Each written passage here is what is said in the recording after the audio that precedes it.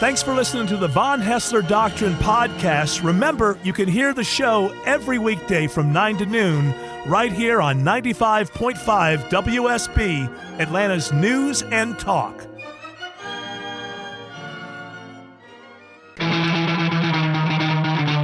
Live from Sherwood Forest in the heart of Atlanta, Georgia, Hour 1 of the Von Haessler Doctrine begins right now. I am your lovable, huggable, mid-morning chat host, Eric Von Haessler. Surrounded by most, but not all of the Doctrinaires, Tim Andrews is here. Autumn Fisher has today and tomorrow off. Jared Yamamoto is here. Hey, good morning, Eric. Good morning, and I don't know, I'm going to throw this one at you. I don't even know if you know this one.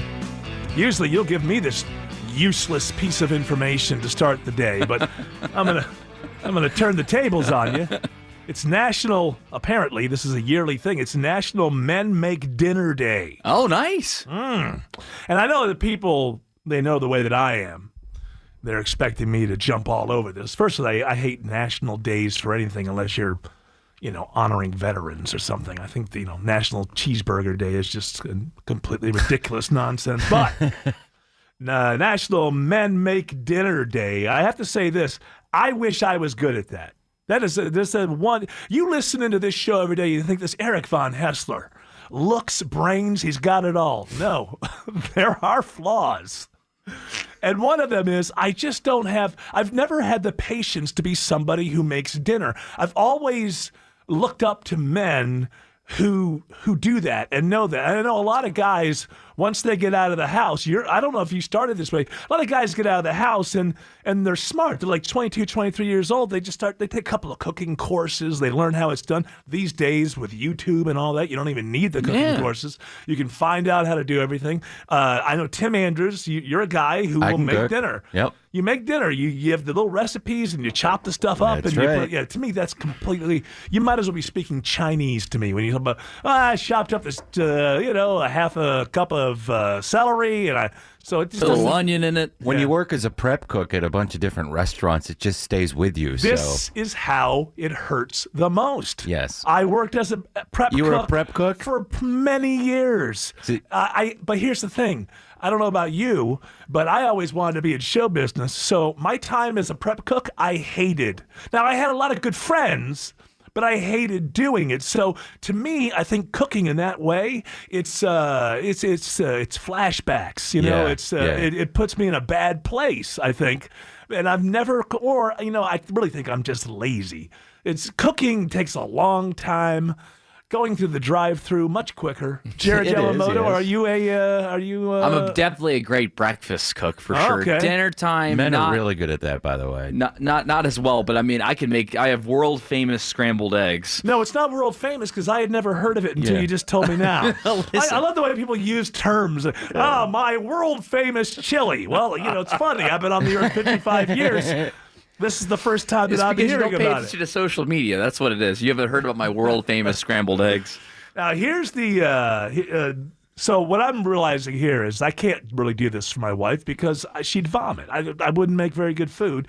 And I realized that on National Men Make Dinner Day, I've looked it up, and apparently Dinty Moore does not count. So I'm out. I'm all for it. I wish that I was better at it. But I have to say this, National Men Make Dinner Day, don't we first, as a society, have to decide just exactly what a man is before we can have... It seems to be... I know if you told me in 1975 it was National Men Make Dinner Day, there'd be no doubt. But we're in 2019, and just bringing something special, a special day like this up, could trigger many people. So before next year, let's get together as a society. Let's decide what exactly a man is. And then next National Men Make Dinner Day, no one will be triggered. I'm here to help. Let's do this. Headlines for Thursday, November 7th. Oh, I know. Yes. Can we at least vote on the Google image, too, once we decide that if we are men, we can cook dinner for our Oh, is there a lady Google friends? image today? Is there one today? Not for it? yet, but I'm saying I think we should at least have that first before we deem this a national day, right? Hey, look, I think we have a lot of work to do. Now, I'm very lazy and I don't care. But the rest of the people in society need to get together Because basically, as long as you don't bother me, you can call a tree a frog. I don't care. What do I care? It's America. You want to call a tree a frog? It's a frog tree. Okay, great. So, yeah, what do you got? You're not going to try to talk me into speaking and pontificating about impeachment, I hope. Not yet, but I've got something here local. Oh, you got some local. Is somebody being impeached locally? No, nobody's being impeached, although we are the peach state. But Yes. Georgia's... Ooh, we are. We are we're the impeached state. Yeah. We're the impeached state, exactly. Georgia's other governor, Stacey Abrams, told the Daily The Iowa... real governor. The real governor. She told the Daily Iowa newspaper that What the hell is she doing in Iowa? Well... What's going on in Iowa? She I'm says a queen maker. She says that she would be thrilled to be considered for vice president and run on the campaign trail. Yes, I would. Well, I That'd mean, be who's great. asking? This is really, you know what I would be thrilled? In this spirit, Stacey Abrams, yes. I want to let Bill Gates know that I would be thrilled to accept $1, $2, $3 million if he would like to transfer it to my account because he won't even miss it. So, in the spirit of Stacey Abrams going to Iowa and saying that she would be thrilled to be on the national ticket for the Democrats, It's funny you should mention Bill Gates because we're going to take a lot of his money if we get in. He really, yeah. Warren, What about his voice? Don't you want to elevate Bill Gates' voice? his voice has already been elevated. It's time to lower his voice so we can raise the voices of other people, including me. My voice is here, and I'd be willing to be anybody's. Even if it's weird. President Trump kicked Pence out and offered it to me, I would take it. Hey, look at that. Hey, look, there's a national ticket. Trump Abrams, 2020. Think about it. It's a can't lose. We get everybody that way. Everyone's voices will be elevated. Stacey, who asked is my question. Oh, lots of people are asking. yeah, I asked myself, should I go to Iowa and tout myself as a possible vice presidential candidate? And my inner voice said yes. Yeah, well, you've elevated that inner voice I elevated. so well. It's my inner voice is higher than my outer Sometimes when you're voice. not speaking, your inner voice is elevated so high, I can hear it. You can. It radiates. And then it drives me a little bit crazy, but I know that it's just because they want me to fix this country. I got, is it 2 words? I guess it's 3 words. It's one name, okay? If you're thinking Democrats about putting Stacey Abrams on your national ticket, remember this. Beto O'Rourke. Boy, he lost a really close one where there was a lot of money and he was going to be the next president. Stacey Abrams was a member of the state house, right? Yeah. Before that or after that or somewhere in there, didn't she write some very, very, very enticing romantic novels? Oh, she did. She wrote some hot, erotic novels. Outside of that, what's on the resume to be vice president? The fact that I lost a governor's race that was closer than people thought it would be. How is that a resume? Hey, I lost a race, but it was closer than people thought. Wow, you're the next Jack Kennedy. But Eric, she founded Fair Fight 2020. That's right. That's Fair her Fight 2020. That's her organization. That's Fair Fight. So the fight is fair. So you don't mind violence. You just want it to be fair. I want the violence to be fair. I want everyone's fists to be elevated. Let the best, not man win, the best person win. The best lady. Well, hold on, it's not fair if... It's always been fair. Men have always had a lead. It's time to change. It's time for all of our female voices to raise and rise. And I will be vice president to Mr. Biden. I wouldn't be surprised if they did something as silly as that because it's and the same thing happens on the right, but this is just an example of it on the left. The being just that echo chamber. Everybody loves Stacey Abrams. No, 99.9% of the people who will cast a vote in the country next year have never heard of her. That's the truth. That's the truth. Outside of your cocktail party, political people thing, you go out to the nearest factory. You can go to Kentucky. You can go to Tennessee, a neighboring state. I guarantee you, most people will have never heard of her. So you've got to introduce her. That's the whole thing. That's what Beto found out. All these people, everybody knows. No. Right over the border in Oklahoma. They don't know who the hell you are. You want to know why? Because nobody cares about who's running for Senate or governor in a state they don't live in if you're not in the news media or you're not just some sort of political professor who calls on the phone to radio stations every once in a while and tells them what to think. Most people don't care about politics in states. Most people don't care about politics. Almost everybody, even people who care about politics in their own state, who do they care? Who's the governor of Wyoming? Some guy. Yeah. Brownback. That's not a slur. No, he's Kansas, isn't he? Oh, that's right. I get the states confused. I think that there's only 100 people in Wyoming, and 50 of them have the last name Cheney. Oh, it's obviously Mark Gordon, guys. Wow. Governor Gordon. You didn't Google. I know he was a white guy. That's all I knew. It's Wyoming. To your point about it being local and people not caring outside of their state, West Virginia is a great example of that. Every Republican on the ticket won handily except for governor because they hated that governor. Oh, you're talking about Kentucky. I'm sorry, Kentucky. Yeah. No, but you could only get that nuance on right-wing blogs or Rush or something like that. Right. But that was the truth. This guy, what was his name? Matt Bevins? Yes. Yeah, Matt Bevins. Yeah, that's the guy that Trump had the rally on. Goodness. Okay, but Jared Yamamoto has met this guy. You don't have to say where or what or how. Okay. But he's met this guy a couple times, and he told me that he is immediately, thoroughly unlikable human being. Yes, this is I'm true. Not a fan of Matt Bevin. We probably shouldn't be in the same room. It's one of those people that when you shake his hand, you're kind of like, okay, are you talking past me or are you? So and you're not talking about. Maybe you would agree with 70% of what he's talking about. You're just talking about the personal person. I never understood what people saw in him. He also ran against Mitch McConnell. He thought that Mitch primaried him. Mitch McConnell wasn't conservative enough. Well, and everybody. the thing is, what he's finding out, and I think that other Republicans understand this. It puts them in kind of a weird place. But you look, Donald Trump's road to victory, and if he does it again even, it's not something that you can pick up as another politician. You can look, Donald Trump's personality is polarizing. And this is something I learned about being on radio years and years and years ago. They said, look, you want people to hate you, because that kind of emotion is going to be on both sides. So if the more people love you, the more they're going to hate you. You have to understand that your job is just to make sure that the numbers are higher, on the love-hate thing. So that's the kind of personality that Trump has. And it's real. It's authentic. It can make you mad. It can make you want to pull your hair out, or you can be on board with it and think it's refreshing. We're getting a guy who doesn't have a filter. He's not full of it, depending on how you look at this. But you can't just do it and adopt it yourself the way you can. Like in other campaigns, oh, you know what? They did this, so they ran these kind of commercials and it worked. Or, boy, commercials against Nancy Pelosi work everywhere in every House district, so let's do that. You can replicate things. Trump cannot be replicated, because it's not about policy. It's not about a lifetime in service of in politics. It's about his singular, unique personality. And this Matt Bevins, my understanding is stuff that I read, he tried to be like Trump in Kentucky.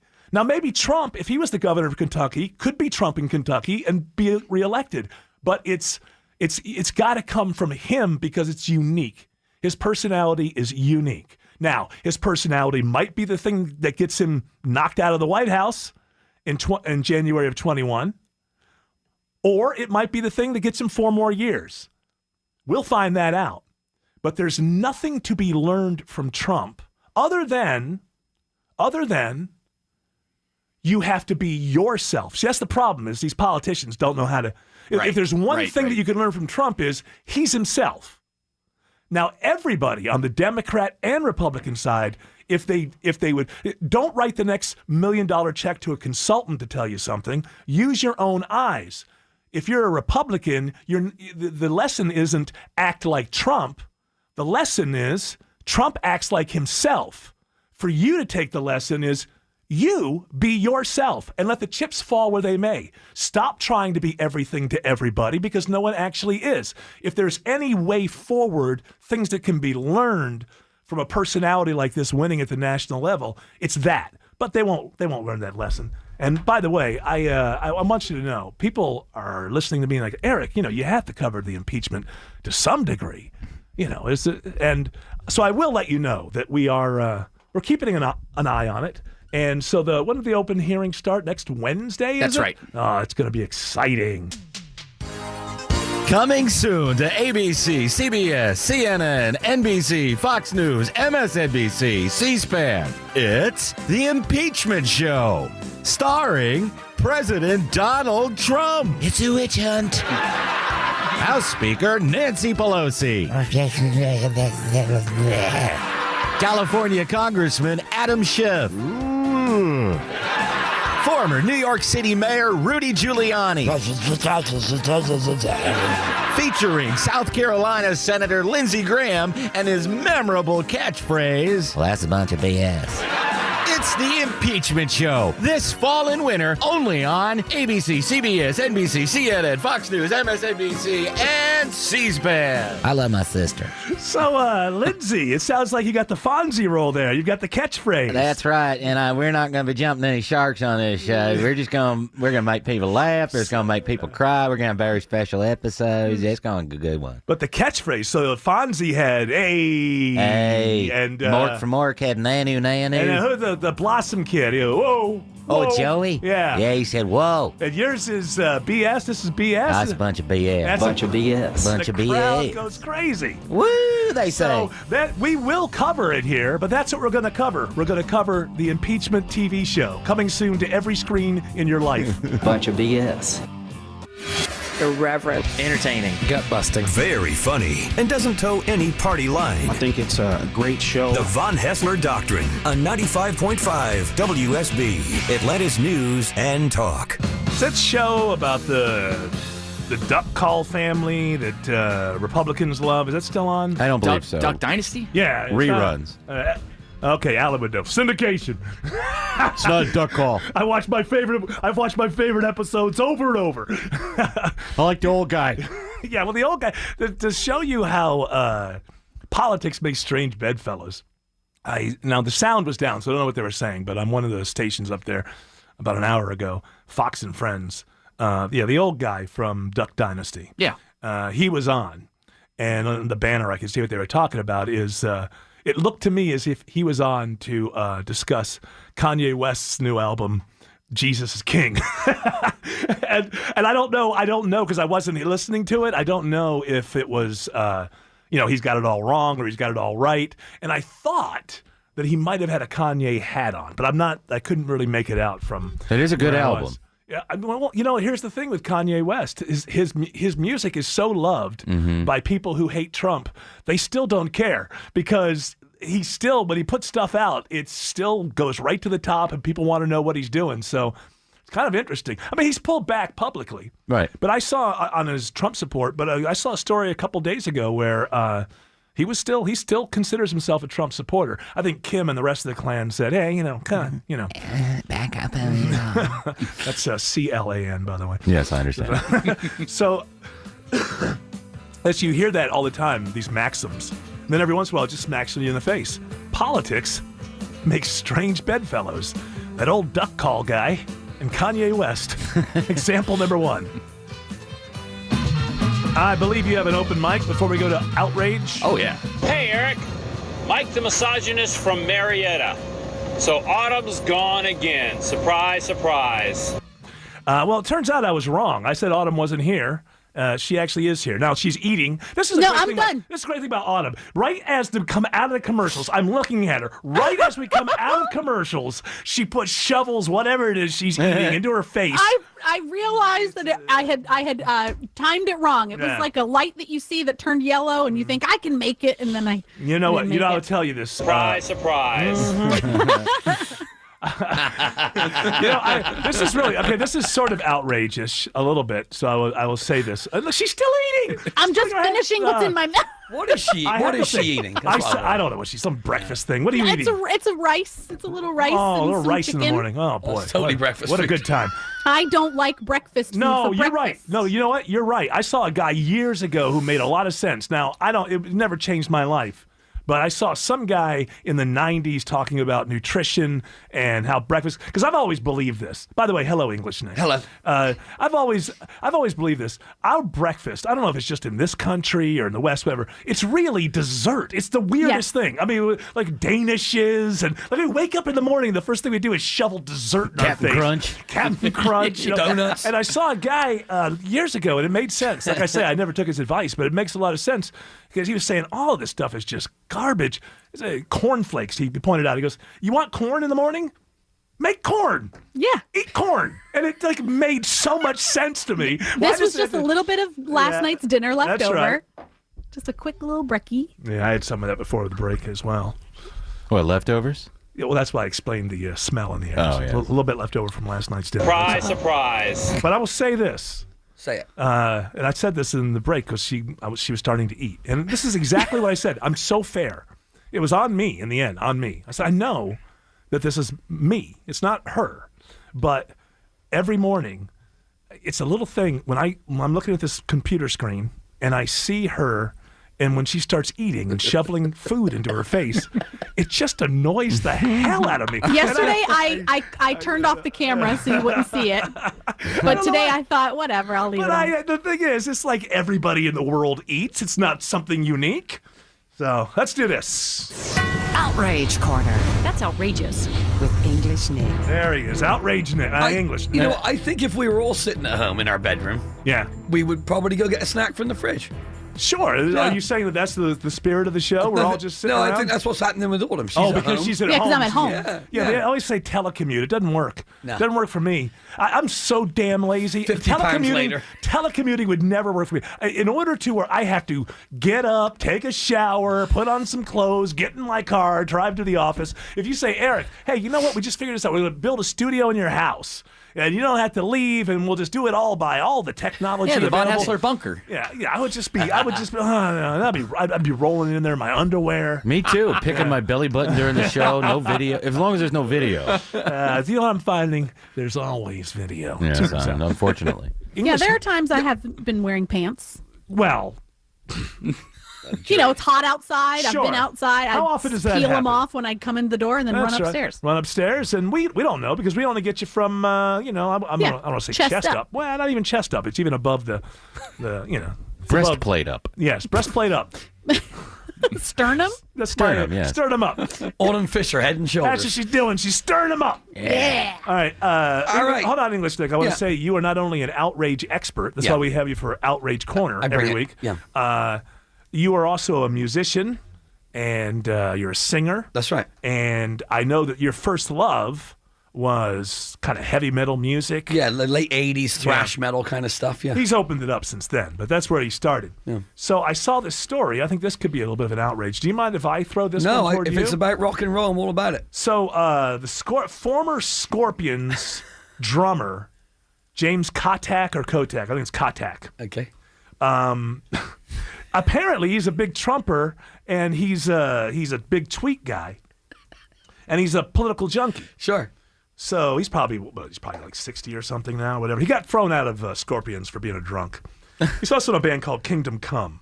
Yeah, they were like when they came out. Kingdom Come came out in the 80s. Such a Led Zeppelin ripoff that people just couldn't get past it. Well, James Kotak, he's upsetting people because he tweeted. He's drunk and tweeting. He's tweeted. Let me get. I think the tweet is he's 56 years old. He tweeted. This is his tweet, and I will tell you something.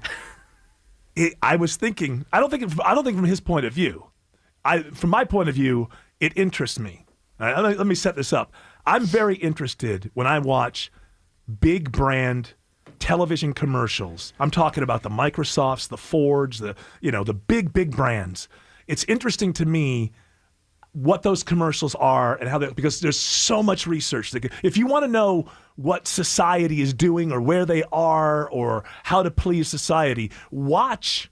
They do the research for you because Microsoft or even Downey or any of these things. GE, I saw a new GE one this weekend. They do not do anything without amazing amount of research about what people will want to see them. What do they want GE to be? How can we appeal to them? And you can learn about their research more than you can learn about their new turbine engine or whatever. I've never bought anything from GE, I don't think. But here is, and this is this gets into that. From the point of view of liking to learn stuff about society from media research, this is how I was thinking about it. And then this guy, James Kotak, this is his tweet.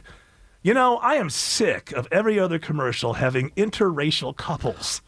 This is not reality. It is Hollywood shoving it down our throat.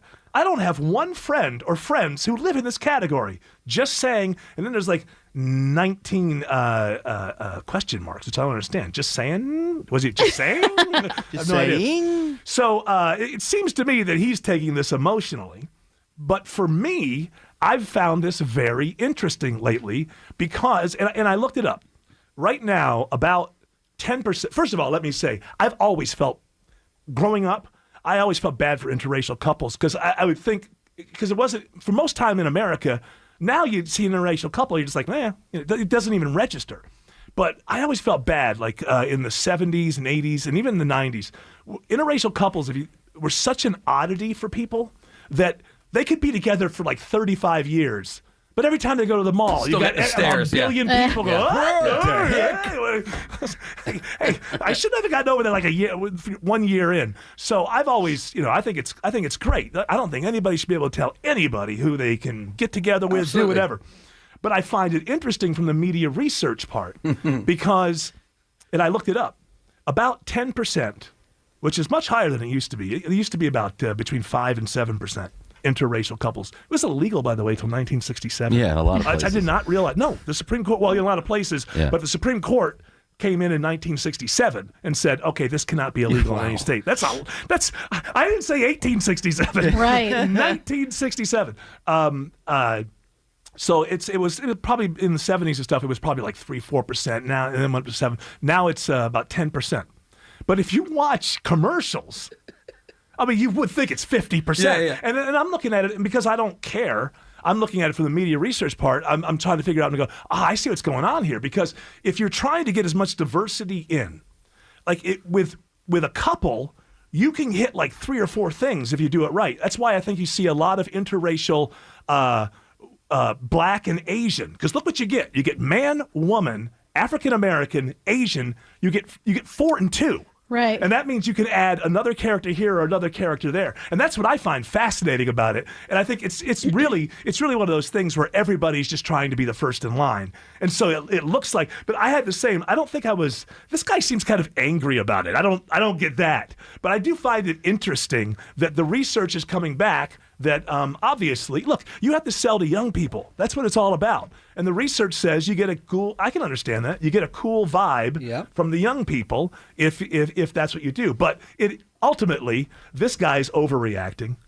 And millennials who think that they're looking at real change are just I'm young. totally buying a chia pet now. Well, according to him, it's not the wind of change. You know what I'm saying? Yeah. Scorpion reference right there. It's overrepresented because what they found is if you want to sell something, millennials think they hate corporations. They've been taught that they hate corporations. Bad. So that's why all of these big corporations are like, do we love turbines? Have you seen that one commercial? I'm eating up all your time here. But No, have you seen that? You're obviously outraged. No, I find it fascinating. There's a commercial where there's a little girl in the back seat, and the father's driving the car, and they're in the middle of nowhere, and you see a large windmill. Those ugly things. I mean, not like if you're going to have windmills, have the ones from Switzerland, like I saw. In You mean the white, Cook, like the white Ollie. power windmills? Yeah, those big power things, Yeah. and they somehow make it seem like they're not complete. I mean, those things are they ruin the lands. They're not nice to look at. They're not. I think they pleasant. look like aliens put them there. I don't think that they're ugly. Yes. I think that they're fascinating, especially because they come out of the distance, right? Yeah. You're driving in like Indiana or whatever. It's flat, it's boring, and then all of a sudden in the distance you see these like huge white turbines, and then you start the further in you go, the more dense it gets. I feel like I'm in a different planet. Yeah, it is. It's fascinating in the sense that when you're out there and you see the big electric wire thing. What do you call those huge transform? No, but those huge ones. The pylons? They look like they look like a gymnast landing it. Like those things. Yeah, I mean, but they're not pretty. They're interesting. And they're they fascinating. usually clear cut forest land and put them up. So in this commercial, the little girl in the back is just awed by this. Mesmerized. Oh, it's so beautiful. future. And at one point, she puts her hand up in such a way to make it seem like it's one of those pinwheels that you can blow on. Yeah.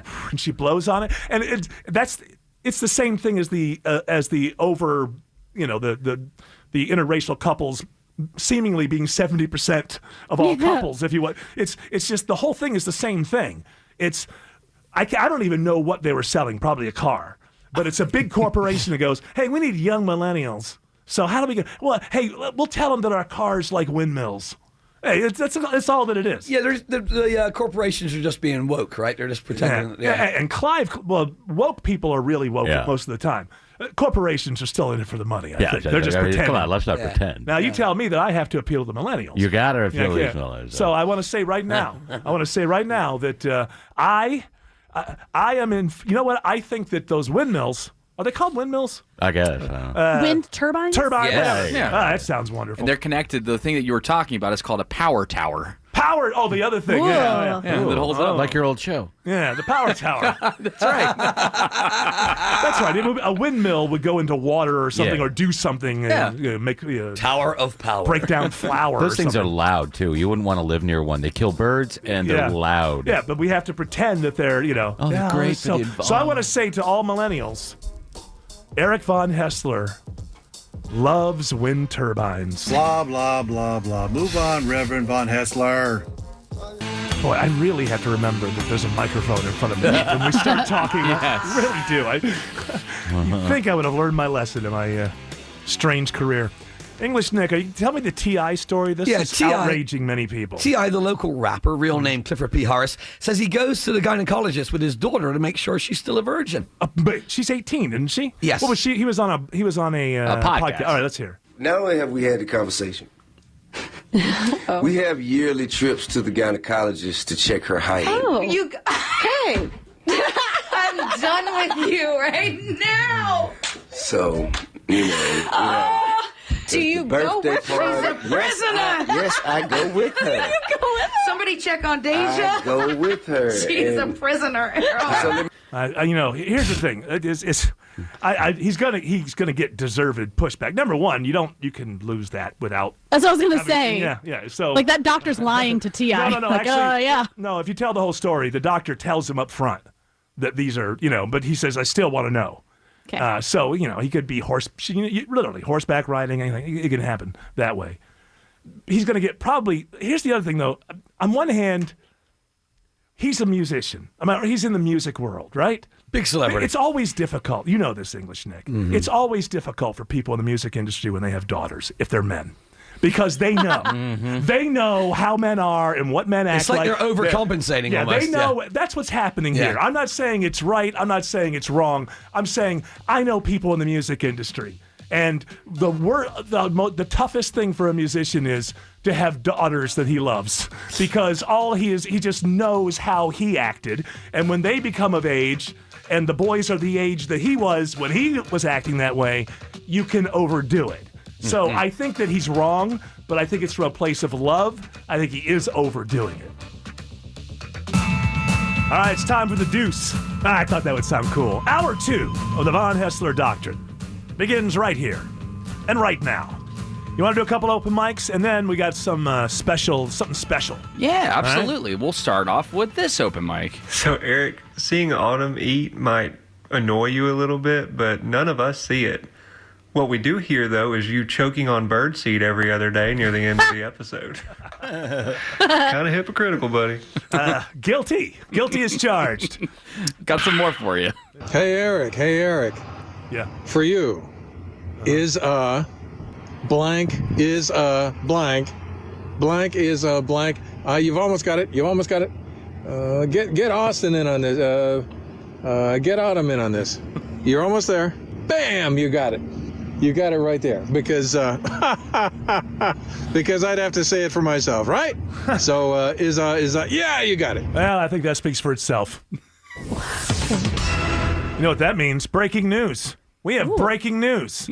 Who broke it?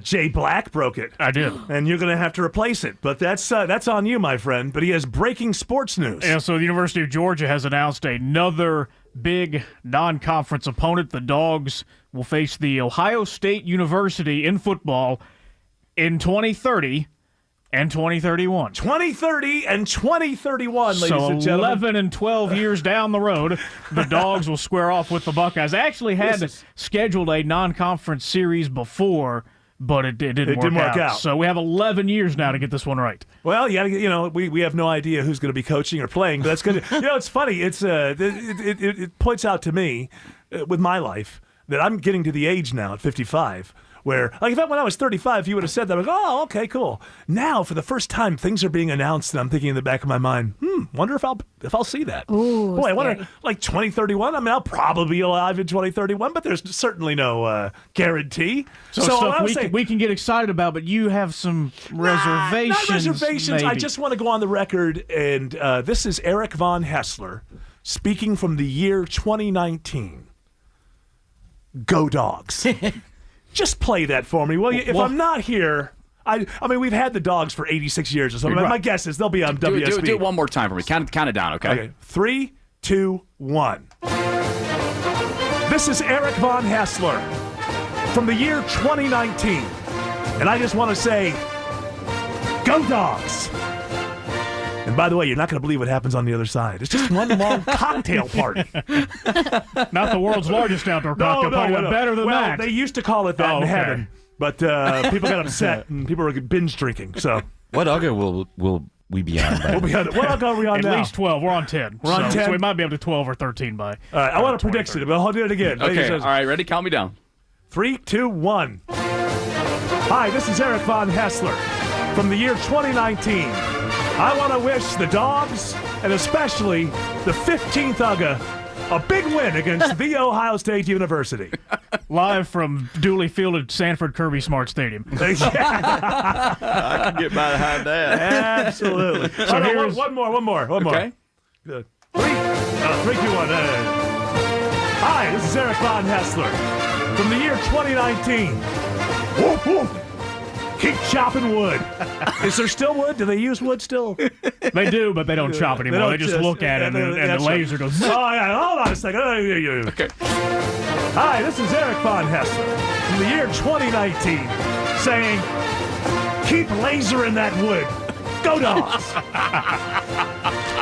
Thank you. Georgia's non-conference schedule in 2030 will start against Clemson. Yeah. And then 2 weeks later, they'll play Ohio State. And in 2031, they'll start with Ohio State. And 2 weeks later, they'll play Oklahoma. Well, however it turns out, we can't say that we didn't get enough of a warning. No. It's not going to creep up on anybody. Let's hope we get that national championship before that year. Yeah. I want to see one of these. I'll probably be around 2031. I always slated my death around 2040. Okay. Yeah. I was born in 64, so that'd be, what are you? Old. Yeah, I'll be old. I'll be in 70-something. I don't see myself getting past 76. Wow, really? To me, I've always seen that as like the outlier.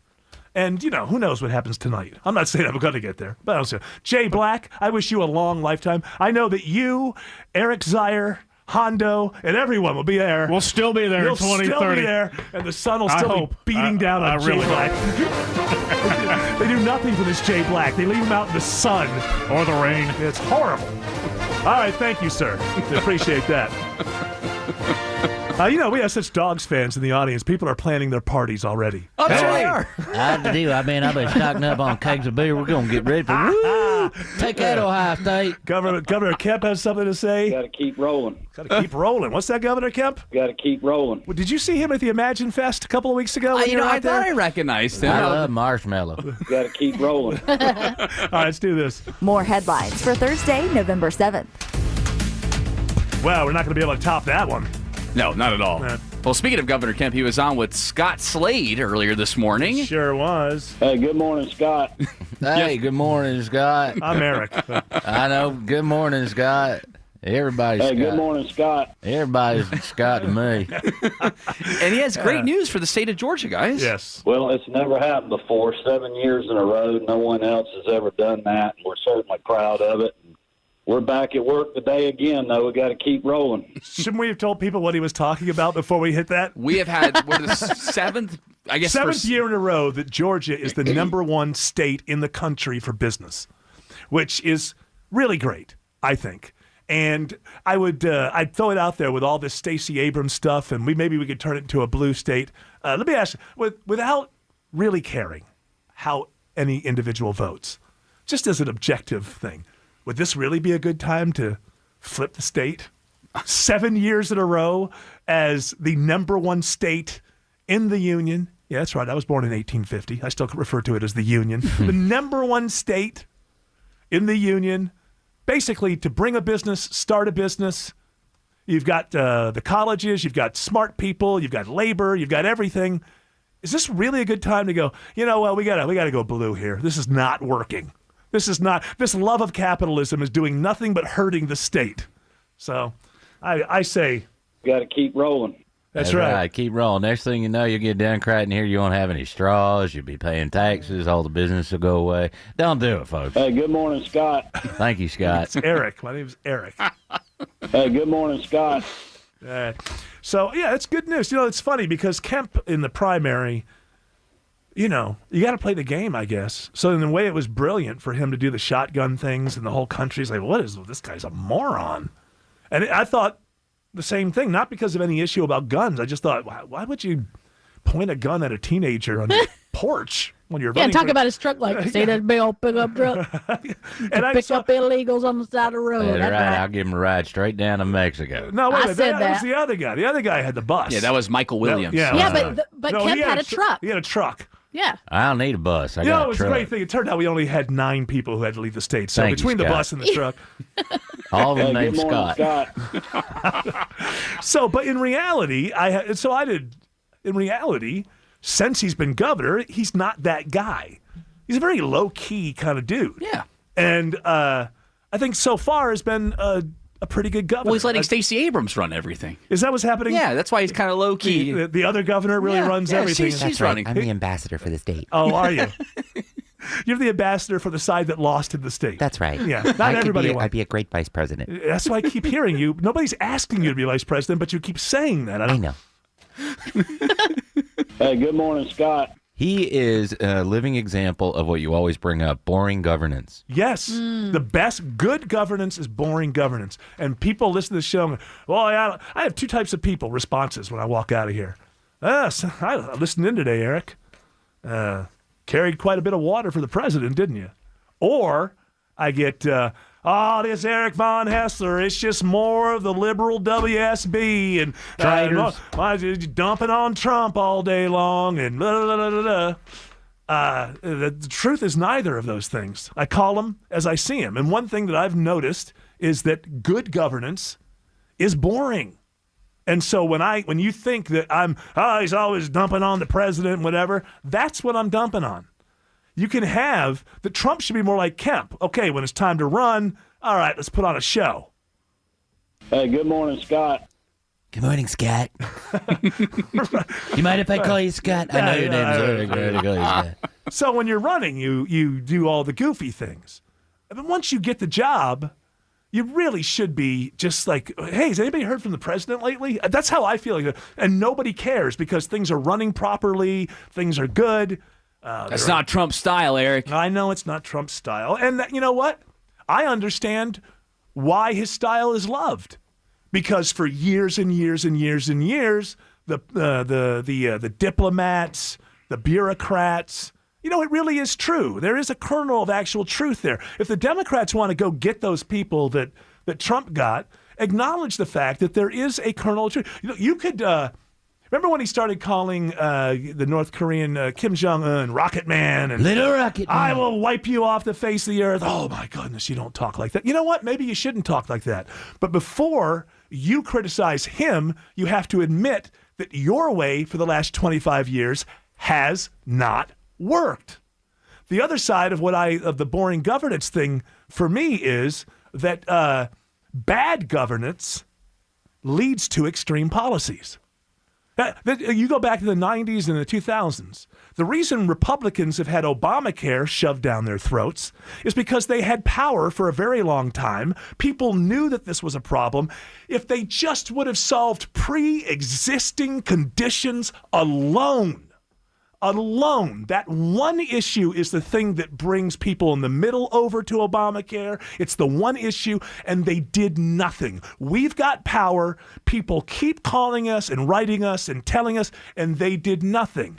Bad governance leads to extreme policies.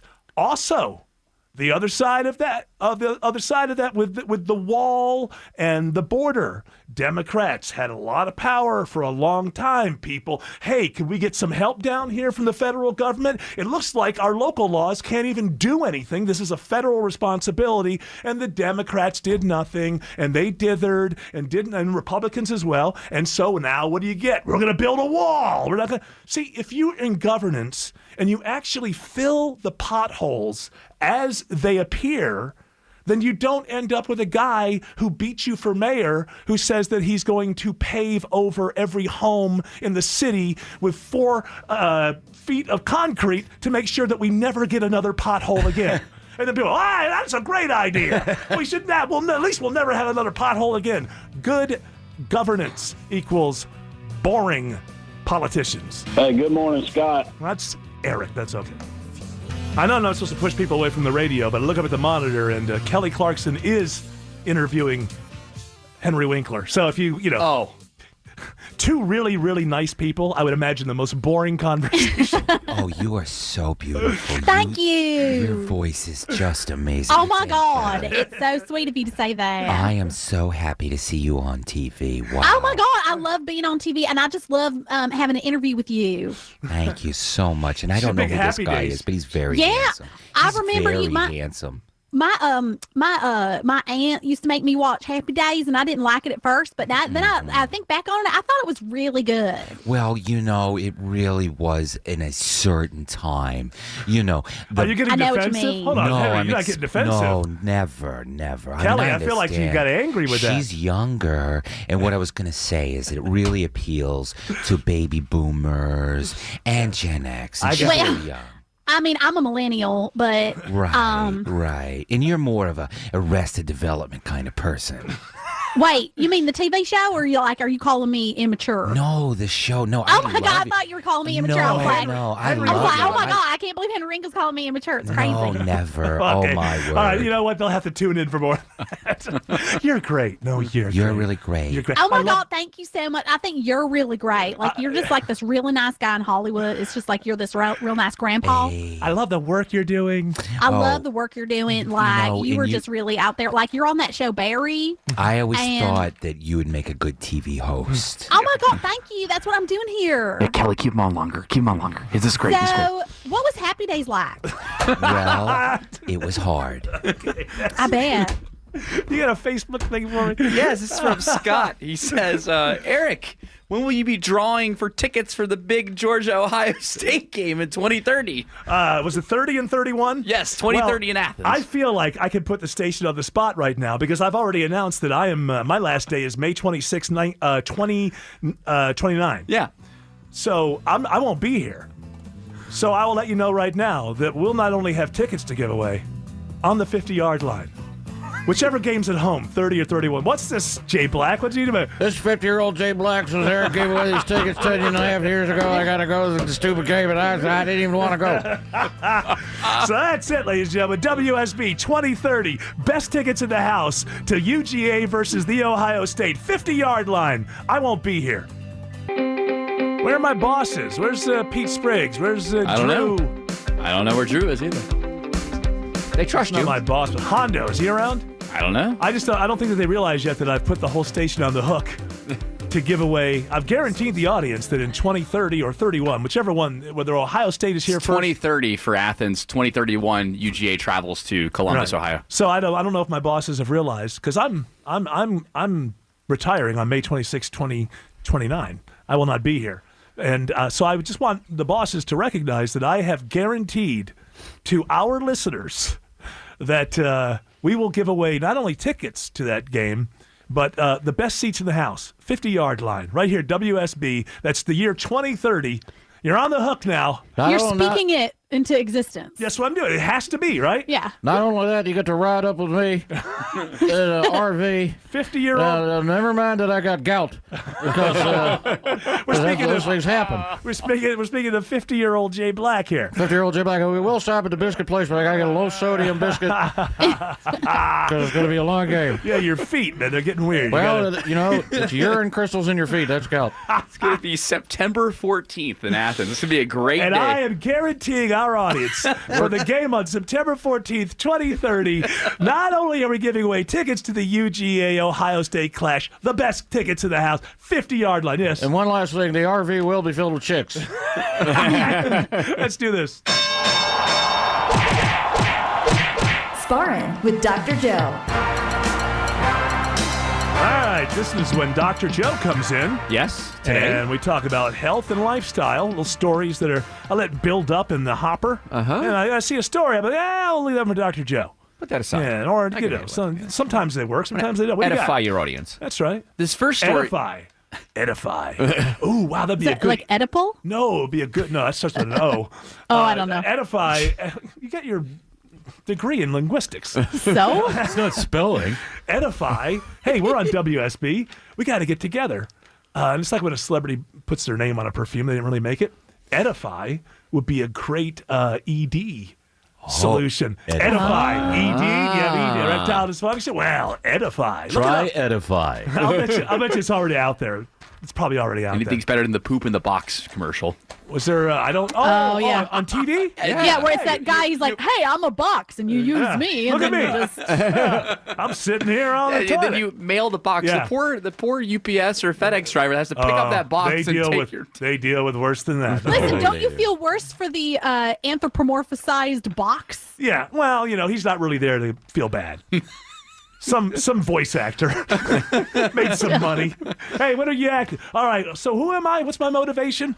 You're a box of poo, and you're trying to explain to people how they can get their stuff inside your box. You're totally cool with it. Yeah, and you're really comfortable inside your own box. Don't worry about it because we got boxes of poo at my clinic. Evil Dr. Joe, we got, it doesn't even have to be your poo. You just put it in the box and send it out. But how many lives have been saved? 20. Yes, maybe it has ruined a meal or two for me because it seems to play right at 7 o'clock. It's got that stupid music, Yeah. that donk. All right, Dr. Joe. Yeah, I'm still here. I'm not talking about poo in a box. This first story comes from the Daily Mail.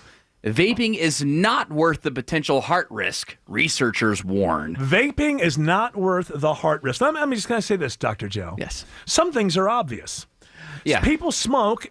It's better to not smoke. Uh-huh. The question is whether or not vaping is this epidemic that is eating every child in America, which I think is a little bit overdone.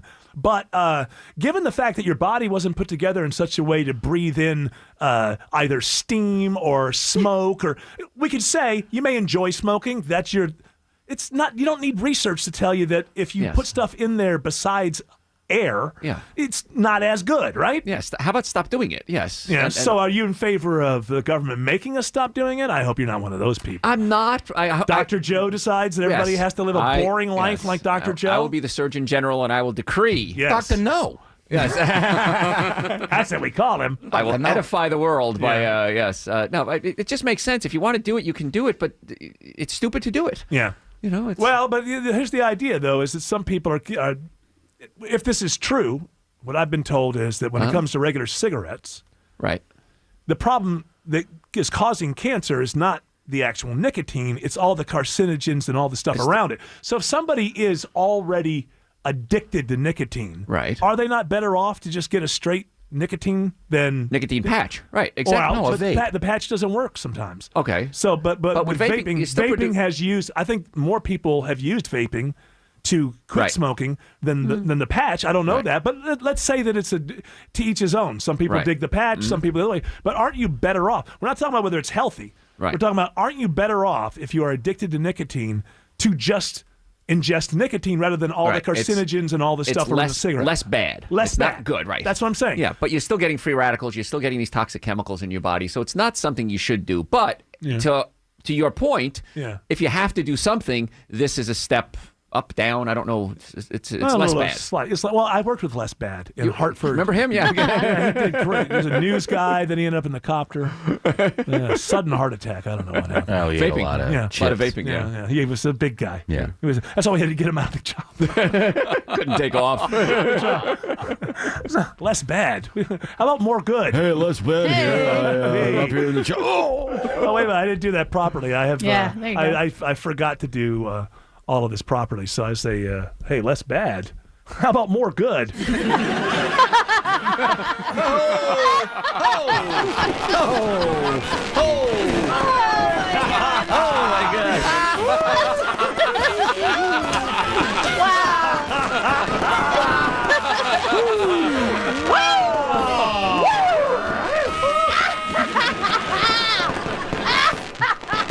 Filmed in front of a live audience. There you go. Absolutely, yes. ladies and gentlemen. You get all your best stuff here. Yeah. Okay, so yeah, it's less bad. And I think as time goes on, we're going to find more and more problems with vaping. Right now, it's new and it's exciting, Yeah. but it's going to be a It's mess. exciting? It's exciting for a lot of folks. Oh, it's real exciting. All these people are dying. It's wonderful. It's great for the health profession. Hey, it's job security for me is what it is, right? All right, what else you got? This next story comes from ABC News. I've heard of them. Yeah, they're good. They're They good were, people. I believe, they came along last.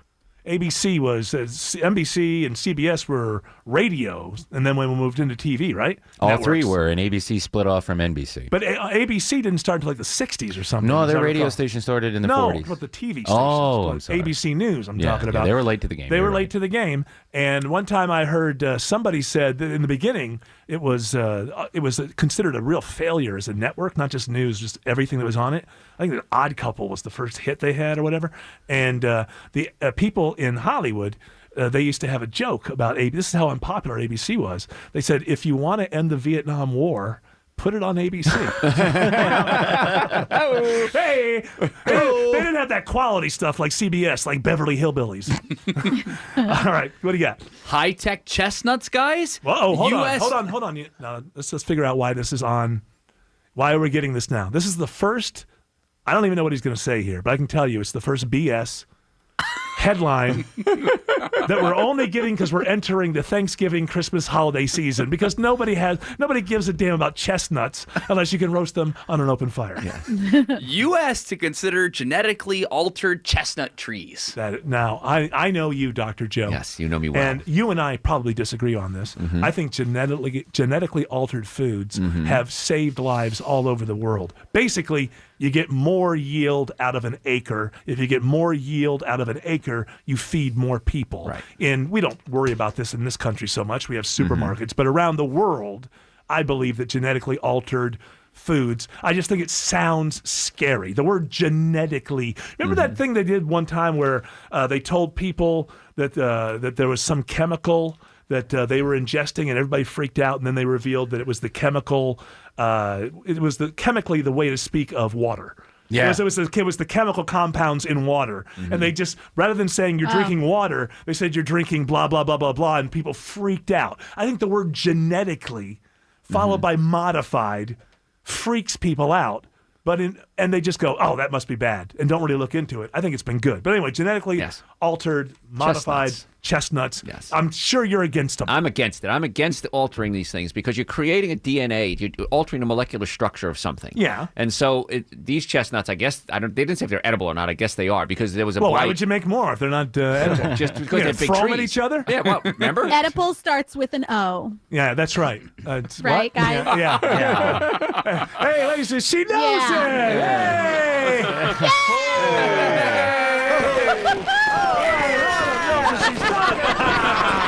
I brought it back. You did. You tied it up. There you Just go. a nice big bow is what you did. Hey.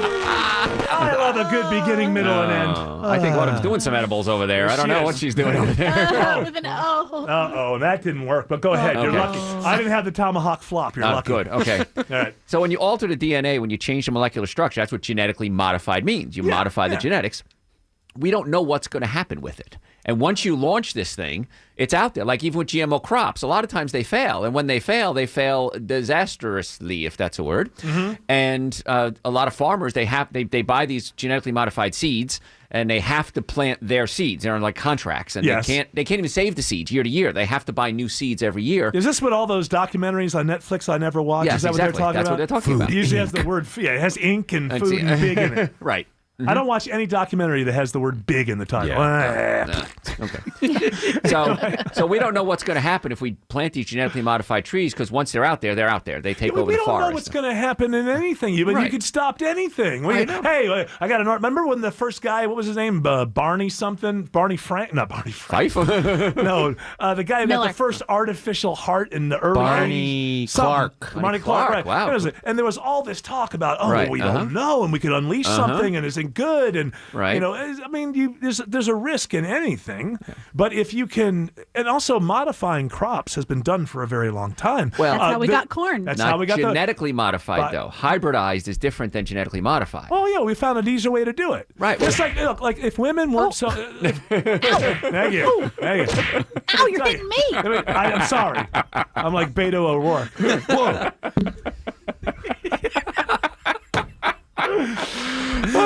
Okay. What were we just talking about? What was I don't know. Genetically modified versus hybrid. Scrum going. No, I know.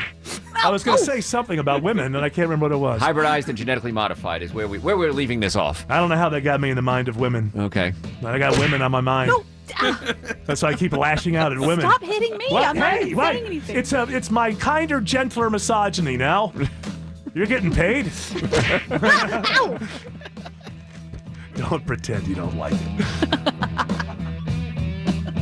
Get your daily dose of comic relief with Eric Von Haessler mornings at 9.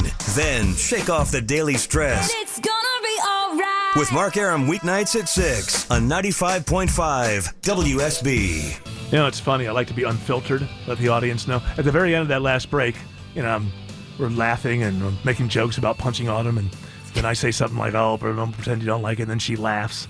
And I thought, there's somebody tune in. I'm going to have to deal with that. Maybe I should. And then I thought, you know what? This is what I want to say to the part of the audience that was offended by that. We do jokes around here. If you don't like it, shove it. Yeah, this next story is from People. Screen time linked to lower brain development in preschoolers, guys. You have to say People magazine, because if you say it's from People, this would be, you mean like they just went out a crowd of people to somebody says something. Do they still make a physical magazine, though? I don't know. People.com. How about that? People.com. I like People Online, but we're on the same. So yeah. I'm People Online. You are People Online. I prefer People Online. Yeah, well... That's why you don't have much money left in your bank account. That's true. So screen time linked to lower brain development in preschoolers. Dr. Joe. Yes. Did we need a study for this? This is another one. Yeah. Somebody got paid to do this, but they did find it. I mean, I got to give them this one. They found that the myelination, the coating of the nerve, was altered when the more time they sat on screen. But see, I don't. All that does is it tells me the specific thing that's going on. Right. What I've noticed is people being dummies when they're 8 or 9 or 10 years old. That's true too, yes. I don't necessarily have to go inside like an episode of House. I don't have to go into their head, into their arteries and see. It doesn't. Hey, if you're going to sit your kid in front of a screen all day long, they're going to become dopey. They're going to be less intelligent than they otherwise would have been. Can we say that? Okay. All right, Dr. Joe. Yes. Tell people how they can find you. Right here, Sunday night, 7 to 9, the #1 health and wellness radio show in the country. Oh, yeah. 7 to 9 right here on WS. DrJoe.com. And he'll be giving away tickets to that Ohio State UGA game in 2030. They ain't riding with me. Hour 3 of the Von Haessler Doctrine begins right now. My producer, Jared Yamamoto, tells me that there is we have an open mic. We have an open mic and some Facebook feedback. Which one do you want to do first? Let's well, let's start with the... I hear that it's great radio to do a vote. Yeah, I say open. A poll, right? Yeah, do a poll. Put a poll out, and in an hour you can play it. We'll do that next time. Right. Go ahead. Hey, you know what? Producer's choice. Wow. That's a lot of power that you're giving me. Careful with that. It'll be the power of that doctrine. So this one is from James C. Taylor, and he says... This is not the singer who once bragged to the world that he had seen both fire and rain. Yeah. Wow! He says... This is James C. Taylor. Wow, you've seen both of those things? I've seen snow and I've seen ice. You like to brag about everything? I seen rainy days where people stayed inside. All right, who hasn't? Let's just be honest here. Okay. We were talking about how ABC was kind of one of the last networks to really get their feet going with the news. Out of the three, they were the last network to go big in the 60s. And you said, what was this show that you said was the biggest one? No, I thought that The Odd Couple was their first hit. And James C. Taylor says, wrong. Bewitched was the first hit for ABC. Man, I'll take this. So now we know he's seen Fire, Rain, and Bewitched. Yeah. So Bewitched, I loved Bewitched. That's Bewitched. Is that? No, yeah, Yes. it is. Because it's How dare you? Well, it's a lot like the I Dream of Jeannie thing. It's not the same at all. Same but, damn okay. show. Same damn show. Is it not the same show? Bewitched and I Dream of Well, Jeannie is no. the same She's a show. genie and he's a witch. Okay, I get that. She's a witch. But both the guys act like they don't want anything. They don't want anything. Yeah. Where does that come from? Yeah. Like, hey, what? You mean you could just blink your eyes and I could have $1 billion? I don't want that. And that genie was so subservient to him, and he was like, "Oh, genie, Get back in the bottle." Yeah. I would have been in that bottle with her every day. Well, come inside, master." How can you get? Can he get? Oh yeah, he could be shrunk down into the bottle. Yeah, he put her in there. She could do anything. Send Once you get Mr. in- Bellows to the moon without a hat. Once you get in there, you're not so impressive, though. No. Everything's Stinks in smaller. there. Everything's smaller. There's not a lot of airflow in No. there. It stinks. They've got those big plushy couches. Ugh. You can't get a vacuum in there. No. She's not cleaning. Oh no. Yeah. So anyway, he's laughing. He's never seen any of these shows. I used to like both of those shows, but I don't. Now that I watch them, I don't really like them that much. But they seemed magical to me as a kid. Mm-hmm. So which one came first? I always wondered. I dream they're the same concept. Bewitched started in '64. That's the year I was born. So Did Bewitched start as black and white also? Yes. Yeah, because Okay. they both are black and white. '64, everything was still black and white. I I think didn't think I Dream of Jeannie was black and white. Neither did I. it was Okay. when he found her on the beach. Yeah, I know. Well, they just had that anime. Both shows had an animated opening that they just went from black and white to color at one point. Well, okay, so I accept that. I don't know if this is true, but Genie! Sorry, that started in '65, so Bewitched was first. It was a long time before anyone shot JR, not GR. I was amazed. To me, I couldn't believe it as a kid. Like when he showed up in other things, I'm like, what? That guy? Yeah. The guy was in a bottle? Major Nelson is. Major Nelson. He's an oil tycoon. Yes. Buy a drink, JR. Daddy. Who shot Major Nelson? And then he had to get another liver and everything. Is he still around? No, he 'Cause died they- a couple years ago. 'cause Remember they did a Dallas reboot on TNT? And he was on it, right? He was on it, and then he died in the production. Oh, wow, during that's- production. Well, that's sad. Thank you for bringing us all down, Tim Andrews. Hey, you lived a hearty life. Shouldn't have drank so much. Well, he had a good life. Hey, quit right? smoking in the '70s. He had a good life, right? Yeah, Yeah, Jai doing what he loved. Not bad. Not bad being that guy. All right. We also have an open mic from the WSB radio app where you can sign up for our Christmas special on November 22nd from 7 p.m. until I think it's going to end at probably around 10.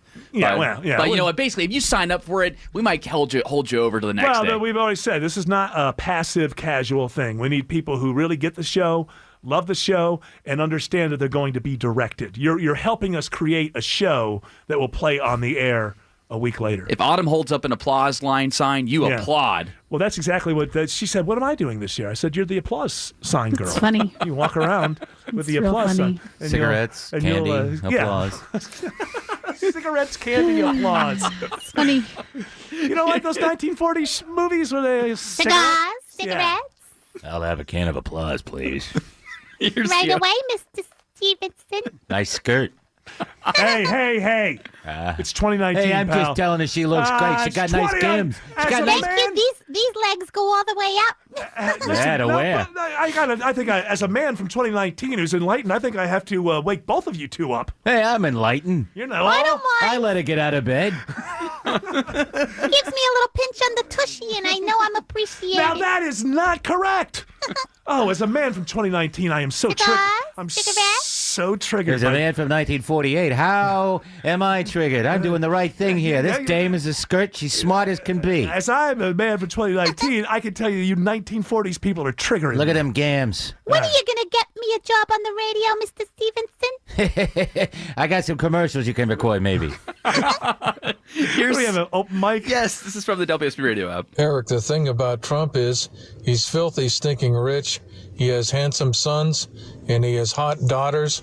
And because of that, he can say anything he wants to because he can't be bought. But There was a time when he couldn't buy a party with a 12-pack of beer and a trophy wife. Is that true? I didn't know that was. Is that true? Okay, listen. I don't know who had a camera that day, but it wasn't me, and there were wine coolers, and they were for the lady. And she fell asleep, and I didn't do anything because I'm not gross. I'm not going to touch a lady who's asleep. I'm not Bill Cosby. All right, so that was. But he was right. My daughter, so beautiful. I would date her if she weren't my daughter. So I don't get the concept there that so if your daughters aren't beautiful, you can be bought. You can be bought, but if your daughters are beautiful, you cannot be bought. Well, that's how you get your credit in society. Is it? Is how beautiful your kids are. LBJ's daughters. Whoa, no wonder he didn't get any credit. Yep. You got Lucy Baines. They all have the same middle name. You don't understand this, Eric, because you have sons. I have sons, and I'm so glad I have sons. I love women. They're my preferred. Out of the two, I think women are overall. I mean, most people are just full of it on both sides. But I love women. But I'm glad that I don't have daughters. I have to say that. I'd rather have sons. I think it's easier to teach a boy how to be a gentleman than it is to stay up all night worrying about other guys dating your daughter. Okay, T.I. Well, no. Relax over there. Hey, he had a point. By the way, one more thing. Dick Cheney? Yeah. Wow. No credibility at all.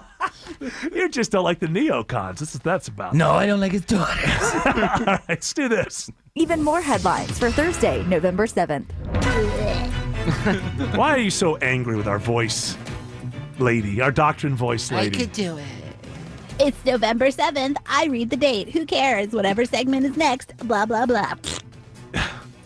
She does this free of charge. And she provides one every single day just to help us out because she's a friend of the show. And then every day. I'm such a humanitarian. I'm doing it for free. On what date? On November 7th, 2019. And you didn't wish her a happy birthday a couple weeks ago. It was my birthday the other day, but no one said a thing. Well, don't worry, it makes sense because me, as a woman in radio, no one gives me my due. No. Well, that's not true. I started the show with what's his name? with Dad, and he won't put me on the show. He won't put my name on the show. It's not fair. Now nobody knows what we're talking about. The University of Alabama says it will not punish students who boo President Trump at the big LSU-Bama game this weekend. But they also had rules. Now, is this a rethink? Because they said there are rules. You have cut 10. Yes, I have cut 10. The Democrats are covering up Slow Sleepy Joe. No, that's not the one. And they're I'm sorry. There's I thought you had a cut. Am I wrong? No, I don't have a cut. That was him in Louisiana in future, yesterday. if I ask you have a cut about that, just say no. I don't have a cut about that. I believe I heard on the way in, I've heard two different stories here. I've heard that Alabama is telling kids that they will lose their box seats if they cause trouble. And then I see this headline that says Alabama is saying you won't get in trouble if you protest the president. So he's going to be there at the LSU-Alabama game. I have to say, what they're talking about is the students here. Most of the alums in Alabama are probably okay with Trump. But the University of Alabama, it is in Tuscaloosa, Alabama. But they have a sociology department, too. So you got a bunch of people riling up the kids, I guarantee you. There's stuff going around the campus. We can't let this shall not pass or, whatever. And so the people are good. But the other side of that is he's the president of the United States. And if you invited the president of the United States, I don't know how it works. Does he call you and go, hey, I want to go to that game? Yeah, I'd really like to go watch the football match. Or is he invited? If he's invited, then you have to understand that Alabama is still in America and American citizens have a First Amendment. Now, that doesn't mean that you can ruin an event. It doesn't mean that you can bring violence. It doesn't mean that you can go back and forth with people who disagree with you in the crowd and turn it into something that's not a football game. So they have to walk a fine line here. When you invite the President of the United States, you're inviting a whole lot of the First Amendment to come with him. And people always have a right to tell the President of the United States that they don't dig him, just as they always have a right to tell the President of the United States that they do dig him. You don't gotta think be careful. You don't think it's going to be anything like what happened with the Washington Nationals, right, when he was there for Game 5? No, because the Washington, D.C. is full of people that can't stand him. I mean, they're not to use, I'm not being propagandistic here. His language, that's the swamp. That's his enemy. Everybody who sort of works in the permanent government, the bureaucracy, they live in D.C. or in Arlington, Virginia. Is it Arlington? Yeah. And all those people, that whole metro area is Nationals fans. So it's a natural fan base. I can't understand why he looked surprised. I mean, it's in that people in D.C. are bureaucrats, so the people that he's against. So they're against him. No, I think most people in an Alabama game are going to be cheering. But there will be a group of people that are not cheering, and so long as they are not violent or try to disrupt the entire thing, I think it's fine. It's First Amendment. So more similar to what happened a couple years ago when he came to the national championship between Georgia and Alabama at the Georgia Dome, right? Or at the Mercedes-Benz Stadium. Yeah, most people were in favor. Some people weren't. I think it'll be like that. But both sides have to watch themselves. There's a line. Jared just got excited. Yeah. What, did it come up on your little Facebook thing or something? LinkedIn. I kept getting these notifications. Let me do it in the LinkedIn language. Congratulate Jared on starting his 7th year of employment at WSB. It's been 7 years today. Unbelievable. Yeah. I didn't realize it had been 7 years. Back then, you looked all young and everything. I know, and now now I look old. Yeah. So you've worked at the same Got a couple place. gray hairs now. So you were 23 or so when you walked in here? Yeah, I think so. Yeah. Well, that's 7 years. If the math adds up. LinkedIn, yeah. So you feel like you've expanded your horizons? Absolutely. I started out here as an overnight board operator. Yeah. Wow. And he's a big goofball. But, Climbing up. But we can Climbing up. And then you went to what? You one of the producers for Erickson? I started working with Adam Goldfein. Yeah. And then eventually moved to start working with Eric Erickson. Yeah. And then what happened was, this is how they are here. They said, when it was time to find a producer for me, they said, well, this Jared, he seems to work well with Eric's.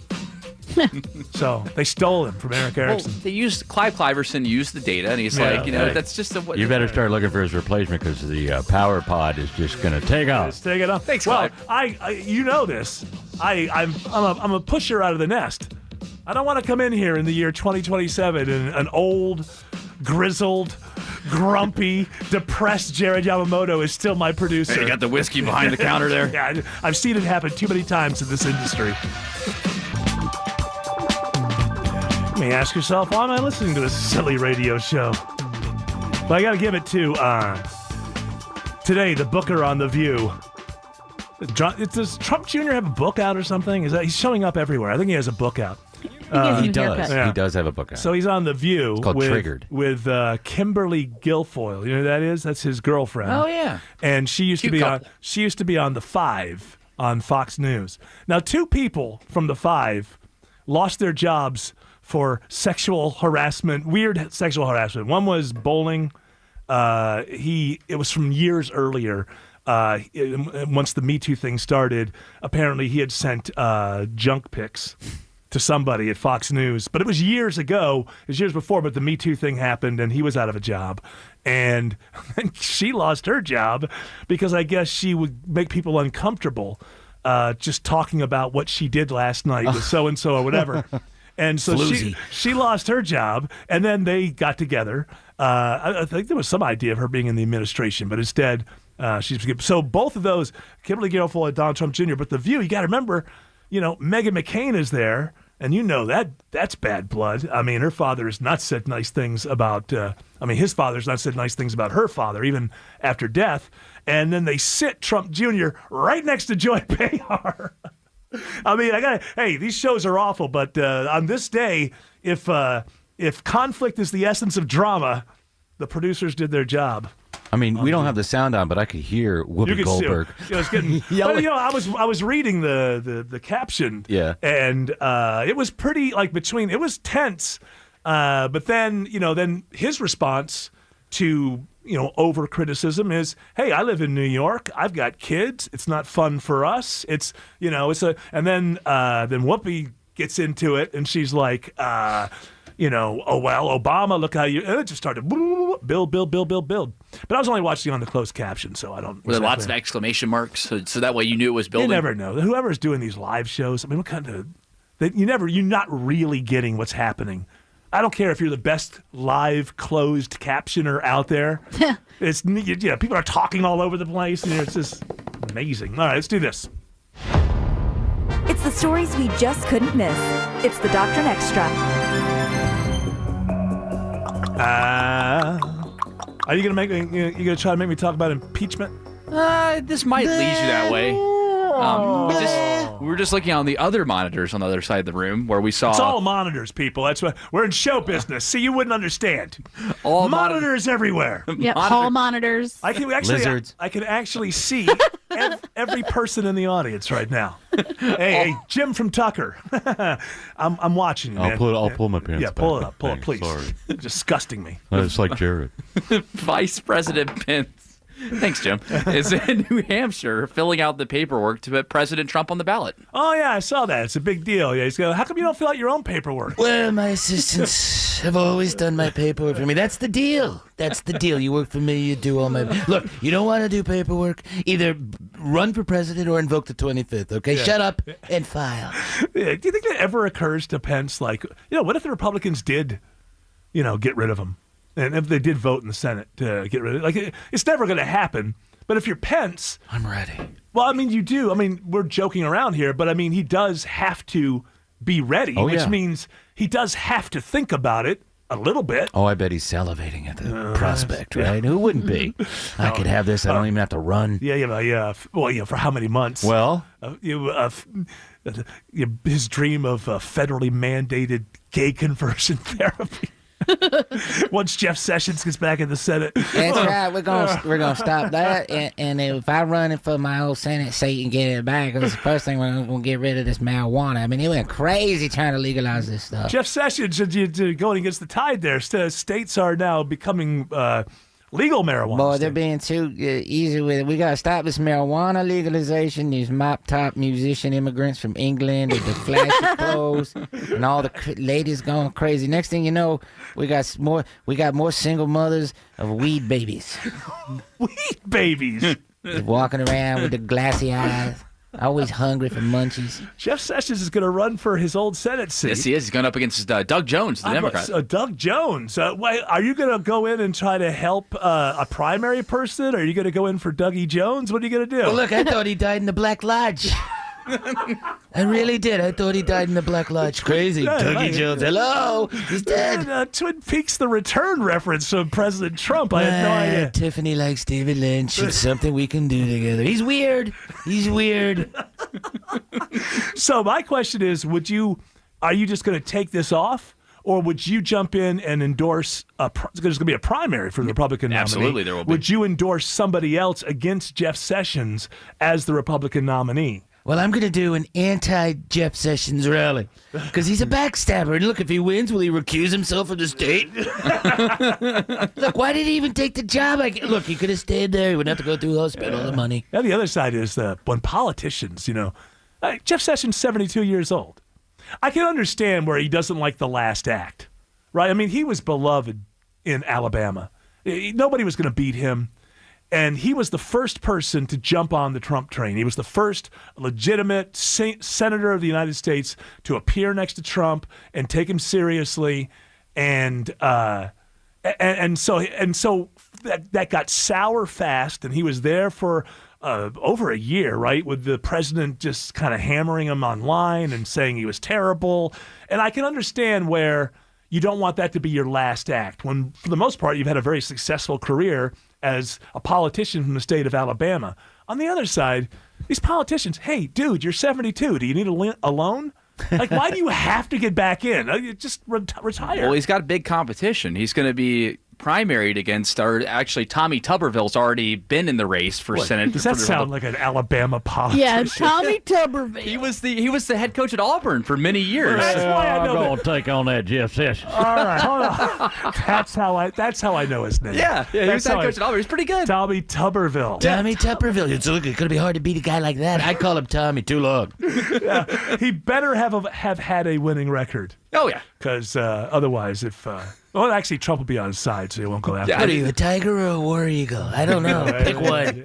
So Jeff Sessions has his work cut off. Or maybe it's go through Tommy Tuberville, then Doug Jones. I beat stronger men in my day. It's hard in the South to go up against a successful football coach, but. Now, the thing is, though, does every Alabama fan vote against him because they hate Auburn? Or is it like, well, you're out now and it's... Roll Tide. Yeah, what are you going to do about that when you're out there? What's your stance going to be? Well, I've been around next so long. Auburn-Alabama game. I've been around so long, I have a video of Bear Bryant endorsing me. Okay. So I just play that. People remember him if they're still alive. I don't know. Tommy Tuberville? Dougie Jones. Hello. Jeff Sessions. For the 6 people who got that reference, they'll never leave this show. The rest of them, I don't know. I have a new segment idea. We'll start this next week or so. It's called Judge Blogner. I'm Judge Blogner, and what we do is we take one big issue, right, and we find an extreme right-wing blog, and we find an extreme left-wing blog, and we get the headlines and the sort of the thumbnail of where each side is going on the same issue, and then when that's done, Judge Blogner steps in and tells you the truth. Yeah, start making that music. Somebody once told me that if you go far enough left, you end up on the right, and if you go far enough right, you end up on the left. And that sounds good, but I said, you're an idiot. That doesn't happen. You have any... Hey, people are supposed to be talking about impeachment. Yeah, if you want to play Judge Blogner right away, I'll go over to the left first. This is from Mother Jones. Uh-huh. Pence still won't say what he knew about Trump's Ukrainian deal. Oh, yeah? Okay. He didn't know anything.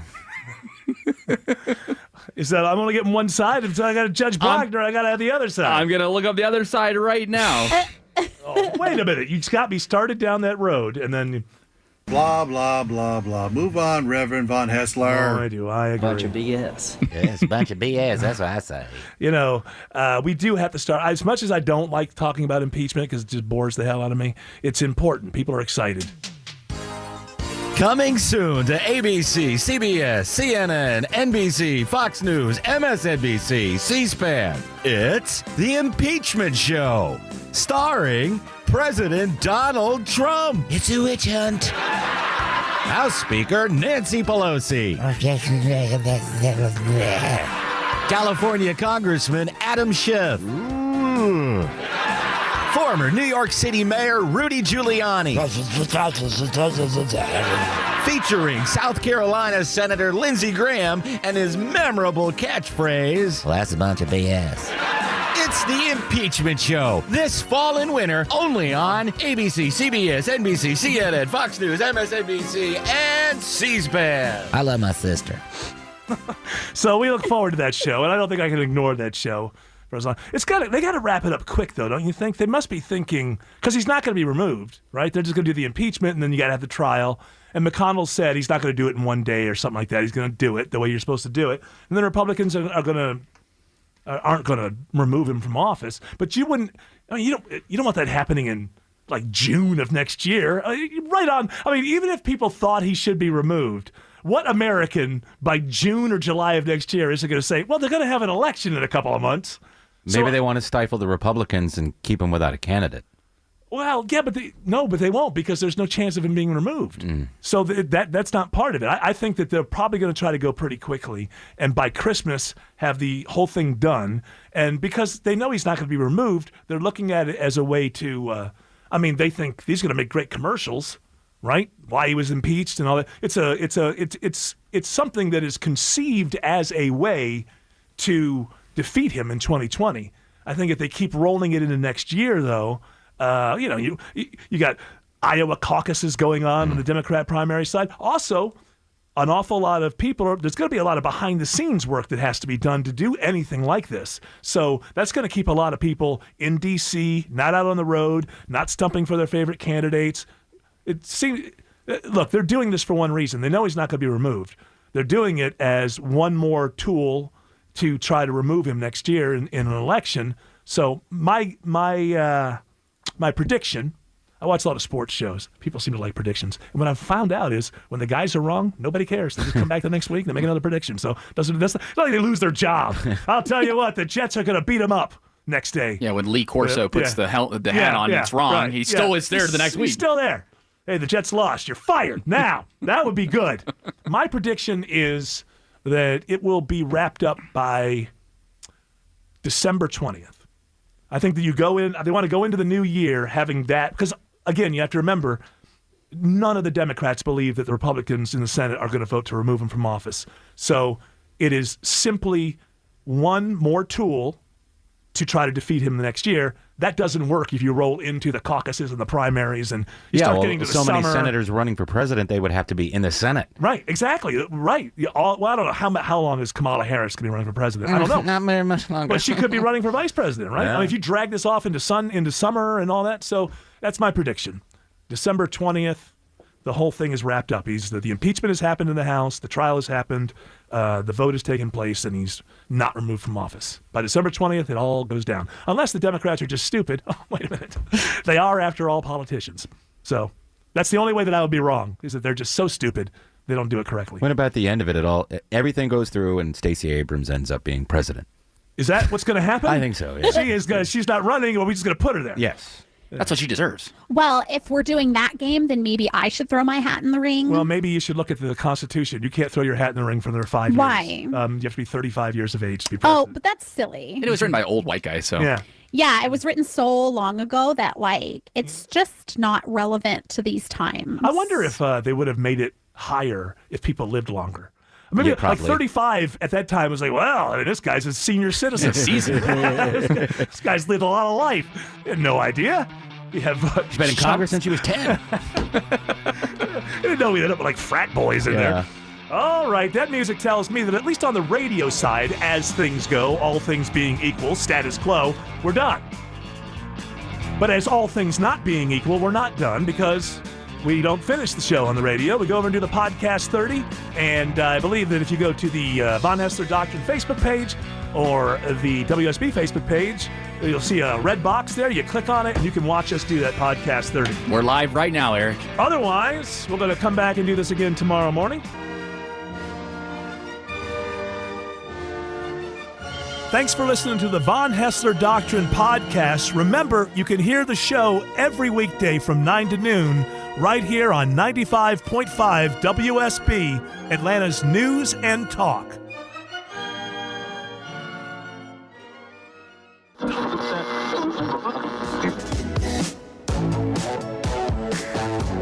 All right.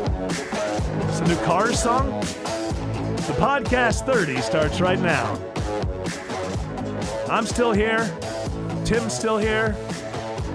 J-Rad rocking the tunes. Autumn has come back to join us again. Yeah.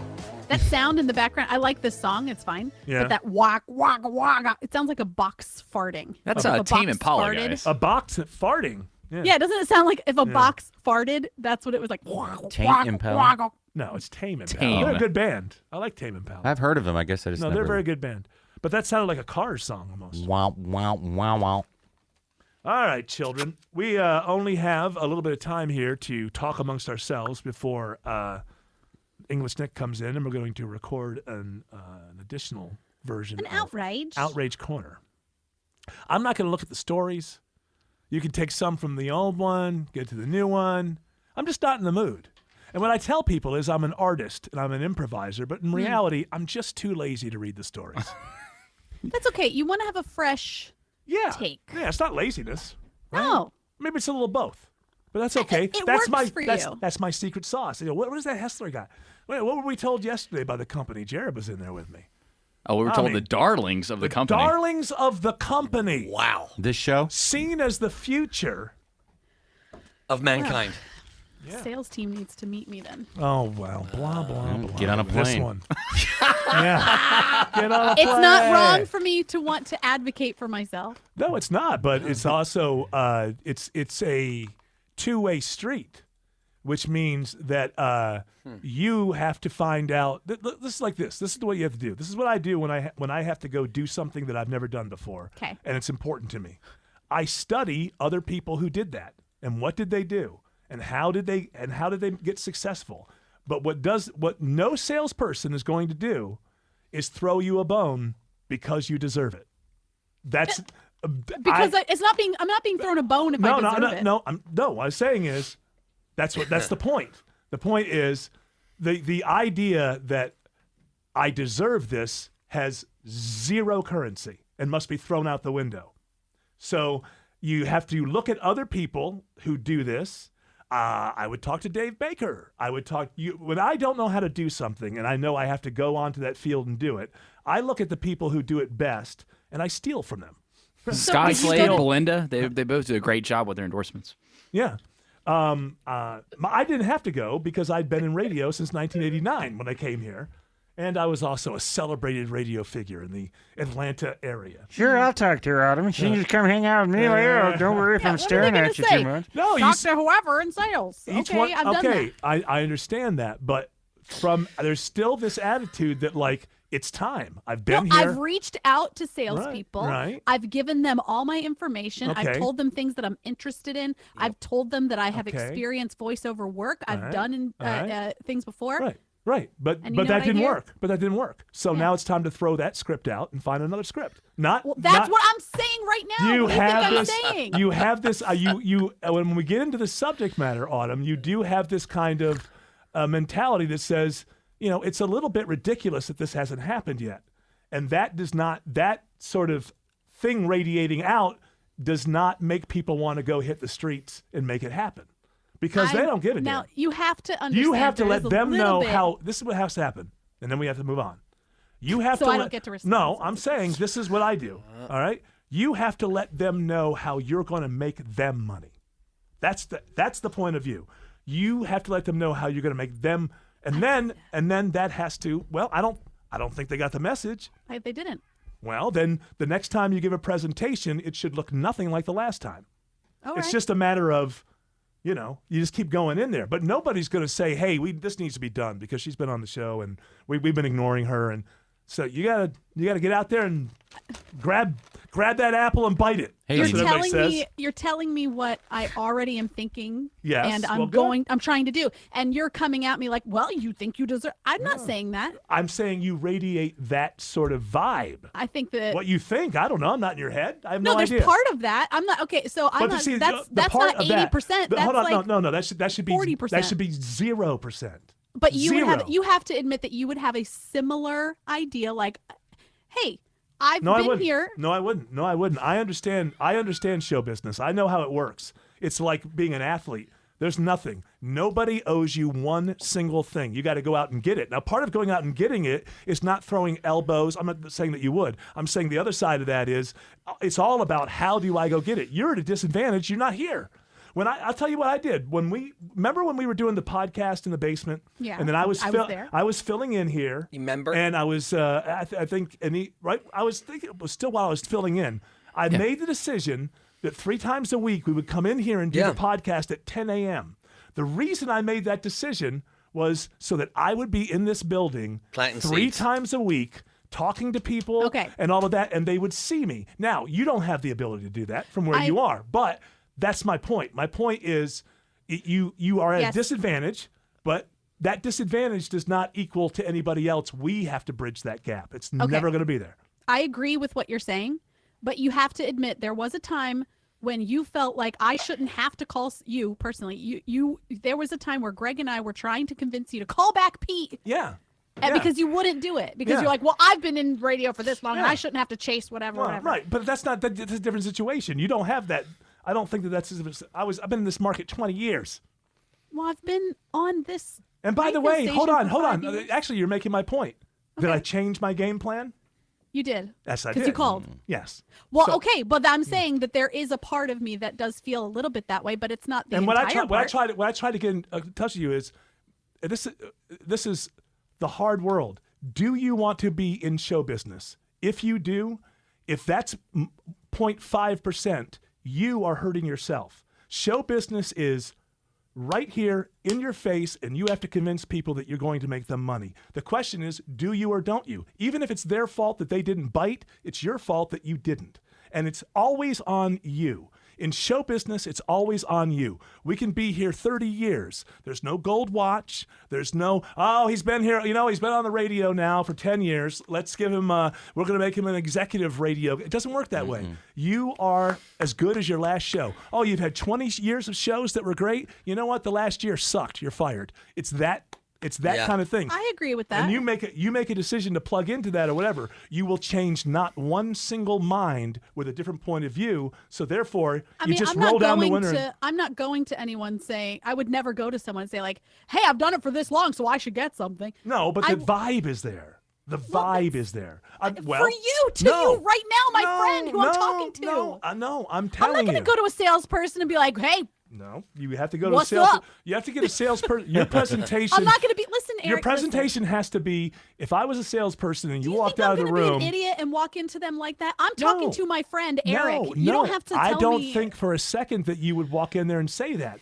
I'm saying is you don't realize that you radiate that vibe. To you right now. Well, okay. To you. All right. How many did you get after the last presentation? What? How many did you get after the last time you presented this to people? I did not go in there with that attitude. I went in there selling them, selling me as a mom on the station with young kids. A female? With parents who want to renovate their house because they're going to sell it. I told them all of these things that I was interested in. And I'm not saying that it's not my fault. It's not their fault. I don't know. It just didn't happen. Hey, does your what I'm penis work? saying is, you just said that we're the darling of the show, of the station. Right. And I would like for someone to Well, notice that as it's far funny, as everyone on the team. You just said something there, and it sparked me that it didn't went on my mind. But I sometimes don't know that you get it. I think that you believe the world is about the resolving of conflicts, and it's not. And in reality, if you want it, you got to go get it. And the question of whether or not you get it always will be decided by, did she want it enough? And that's it. In this business, that's all it's decided by. And it's a matter of, you have to be like a machine, like a Terminator that has no emotions. All right, try this. Failure. Okay. It should have no personal, emotional, or anything involved in it at all. And it can't even come through the vibe. So I know what you said when you said, well, it wasn't their fault, wasn't my fault. No. If you understand this industry, 100% of the time, it was your fault. And it has to be changed the next time you go. That's how you get knocked down, brush yourself off. What that means is, between being knocked down and getting your pants brushed off, you learned something from that incident that will be applied to the next thing. And if you want to win, you got to be a winning Terminator machine. Well, I have things in the works. All right. I'm not. I just don't like that you're coming at me like I'm spoiled or something. No, you're not spoiled. I think you don't understand the business. That's what I'm saying. The business. Yeah. I'm talking to my friend. I'm allowed to be emotional with a friend of mine. Your friend is a legendary radio host and in a the machine city. who doesn't understand feelings. Which reminds me. I understand feelings where they belong. Like, I love my wife. Those are feelings. Listen, if I came to you as a business whatever, I would not talk to you or make that joke about like. No, I know that joke just opened it up for me to go. You know what? This is right, something to really that I've dig noticed. into something that there wasn't something there. I was talking to you as my friend. I wasn't coming to you for business advice. Oh, why wouldn't you come to me for business advice? I would, but I wouldn't put emotion into it. I would talk. I'm talking to you as my friend. What are you doing? The Georgia Radio Hall of Fame would like to deliver this gift to you, Eric. Thank you. This is from our friends at WSB and from the Georgia Radio Hall of Fame. Here you go. No, it's not. It's from Sabrina Cupid. She was very nice to me the other day when I. Where's my trophy? How come you're not in the Georgia? How come I'm not in the Georgia Radio Hall of Fame? No, this is. I told him I wanted this to is, be in it, but nobody's giving me a trophy. This is actually very sweet. When we had Sabrina Cupid on to congratulate her for being inducted into the Georgia Radio Hall of Fame, she said, "Well, you guys gonna be next." I said, "I never get any awards," Yeah, which is true. happen. In my life, I've never gotten an award or reward for anything.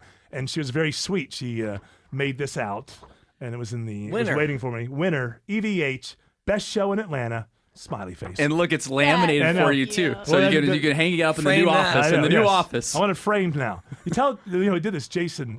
Justin. Why do I always call him Jason? Joshua. Because you just don't care I've about known people him around for you. 100 years. Jimmy.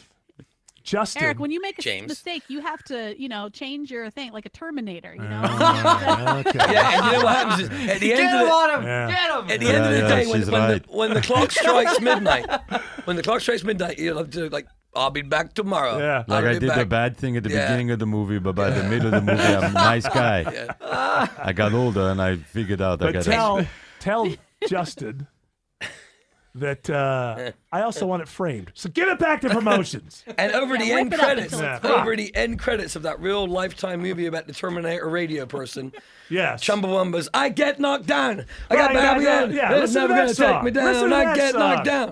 Those anarchists. Yeah, no, thank they you. were anarchists. Were Yeah, they? they were. Yeah. They wanted people to steal their Steal our CDs. albums and stuff. Yeah, they were They total. talked about airline pilots taking turns. Like if you want to fly a plane, learn how to fly, and then just be a pilot. Yeah. No, they're ridiculous. But they were young English idealistic Oh, morons. absolutely not. Ah, Chumbawamba. Oh, let's have a general All right, ready to tape? All right, this guy. please. Yeah, let's go. Come on, guys. Now we're all warmed up. Well, I have to thank English Nick because he's been covering me through all this family crisis that we've been going through, and I'll be heading out of town again You don't have to thank me. right after the Friday show. and Monday, English Nick will be in. And I really appreciate him doing all the help for the previous couple weeks, and Tim and Eric too. And Autumn. also, I believe. I'm sorry. I wanted to say one more thing to Autumn. Tim. What? It's not easy, right? You're here, and it's not easy, right? Right. Oh no, it's You not easy. I have one, for Resurgence, and I got that because I went to them, 15 Years years ago, ago, they knew who he 10 was. years ago, I broke my foot. Remember? Yeah. And then the other one I got was the closet, and I tried so hard to make that work, but it just wasn't the right It fit wasn't for the right client. fit. So no harm, no just foul. lost- I just- thanked them. But. I just lost in the last month or so. I've lost 2 clients. And- it's a rolling thing. Yeah. In Autumn, you have to understand too, with a lot of the clients that you and I especially think of, because a lot of the big clients are going to go to Eric and Tim just because they have the experience. They've been in Mostly radio. Eric. Not me. They've been in the market longer than we have. But I have potential clients that come to me all the time, but then they can't pay to get on WSB because WSB is the top dog in town. I know, Jared's so, always, so that's Jared's one of the always issues. Like, hey, there's a brewery in Midtown. Say, really think they have enough money to be on WSB? Well, at least I they make a beer that cures ED? Exactly. All right, we got a tape. Boner beer. There's a couple of there's some new blood in the Boner sales IPA. New blood in the sales department. They come to me every week. These ladies. Yeah, they are. And they're always like, "What do you think about this? What do you?" I'm like, Oh yeah, well, we do have new people. I don't in think sales. I don't think certain people, there's certain businesses they go after where, like you said, Yeah. they don't have the money to, Yeah. to spend on radio. Yeah, so I think that's All right. more or less what's But happening. WSB is just Let's top face dog. it, if in you town. you want the host. Huh? Come on. All right, you're coming out. Isn't that the truth? I was complaining to Mark Aram. I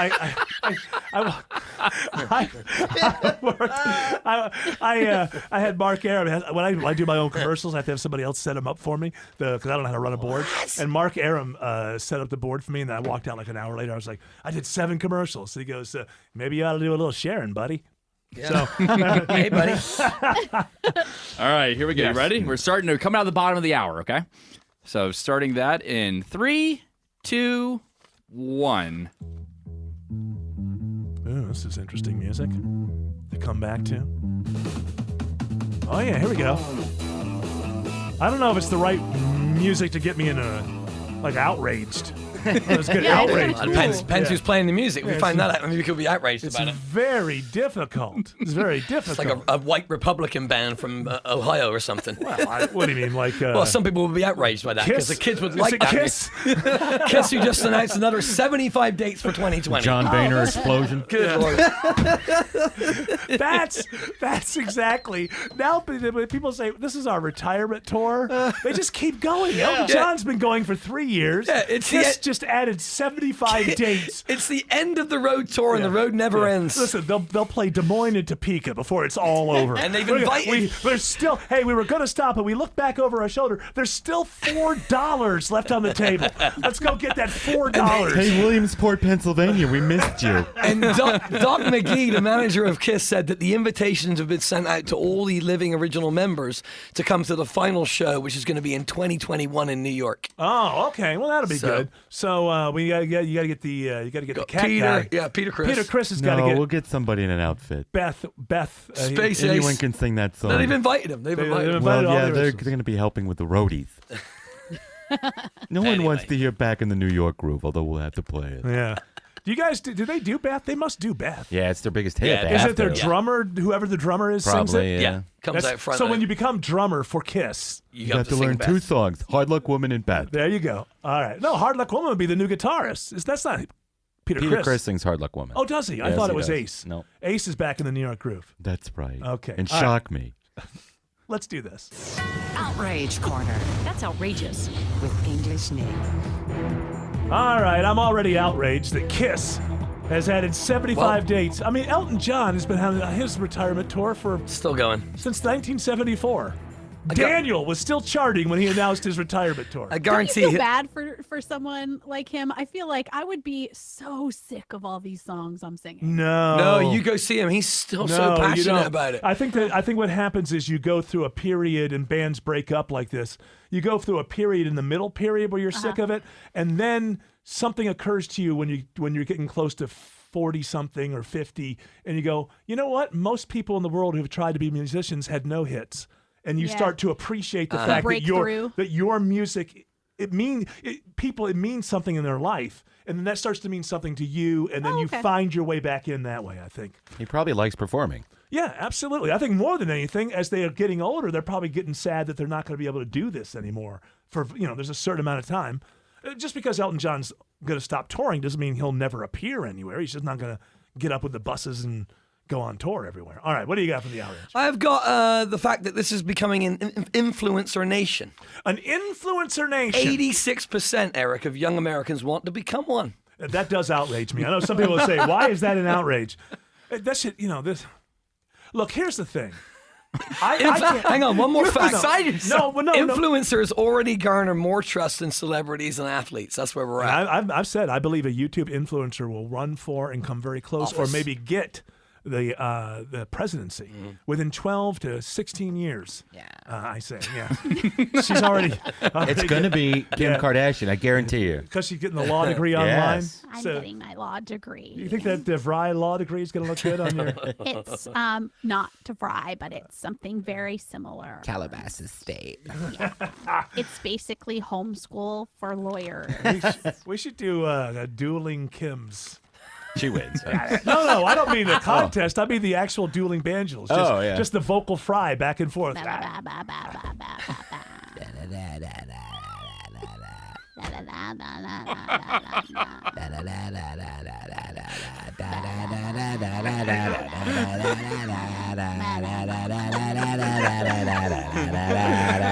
beautiful.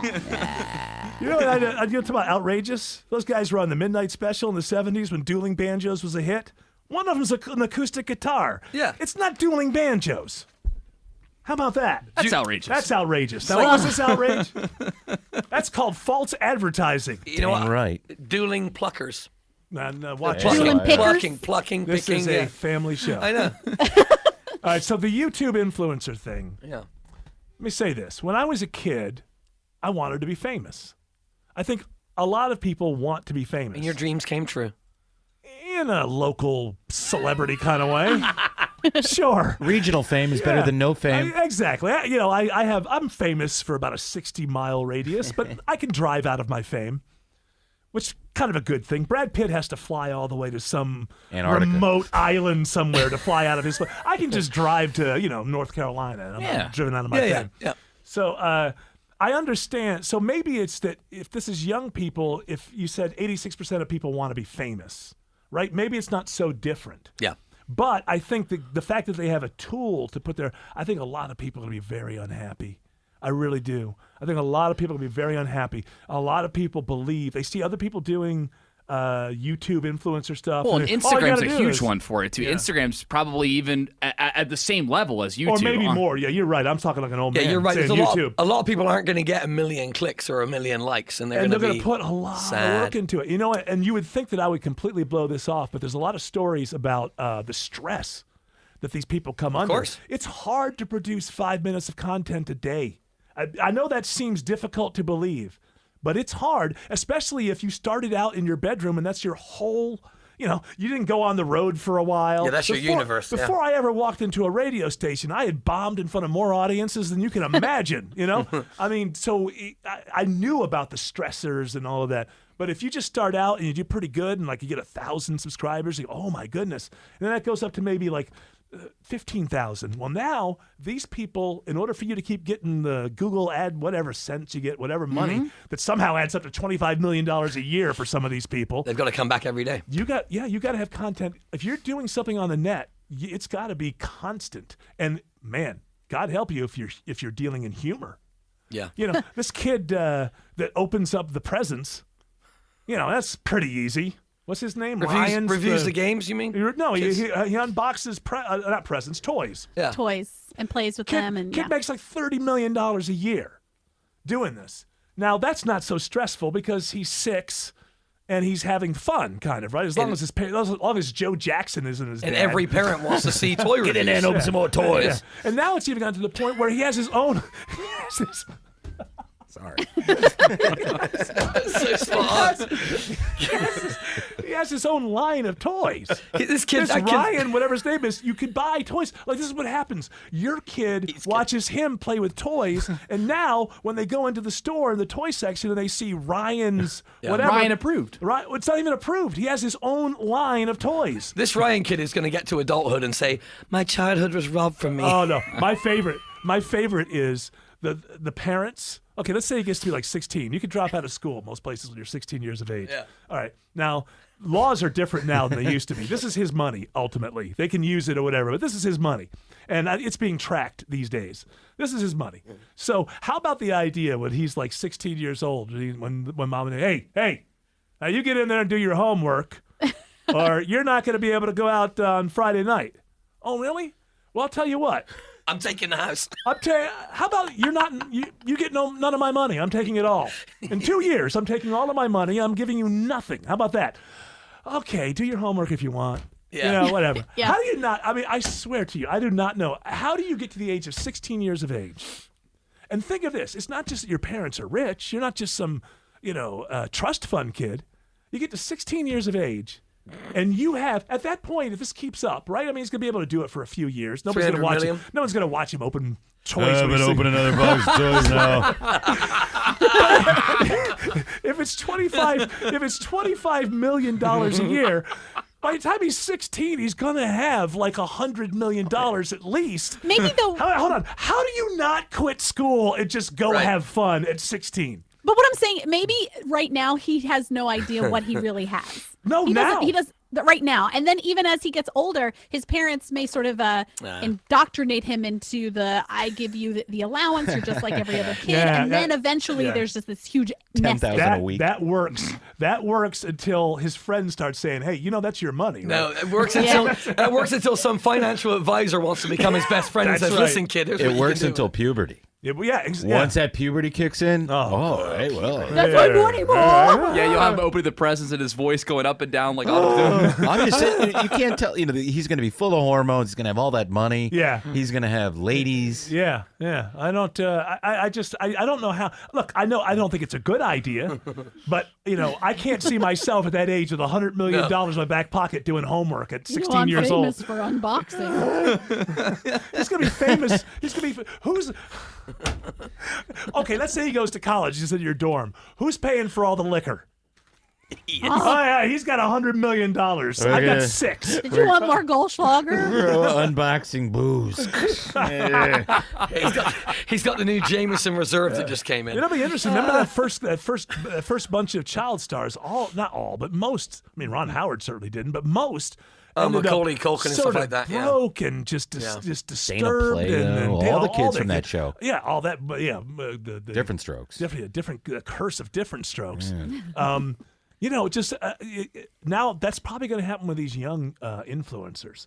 And I know when I was a kid, I loved like when you saw sometimes on variety shows, you would see like kid groups that were like your age. And I just thought that was the greatest thing in the world. I'd talk to my little brother. Hey, we need to do that. Wait, we didn't have one single, no idea either of us how to play a music. The Von Haesslers. Yeah, it never occurred to us, that you actually had brothers. It never occurred to us you actually have to learn how to play instruments. It's like, wow, those kids are on TV singing songs. We should do that. And for like 1 week or something, we would have a plan. Yeah. Eric and his brothers all dressed identically. Oh yeah, that would work. Yes, they're on traps and then the Von Haesslers. Yeah. It's a love beat, and when we meet, it's a good vibration. I just thought, wow, what a cool life. So it doesn't surprise me. It doesn't surprise me that 86% see that. But man, oh man, these kids. It'll be interesting to see how these kids come out the other side. Except most of them are going to have their money because you can't.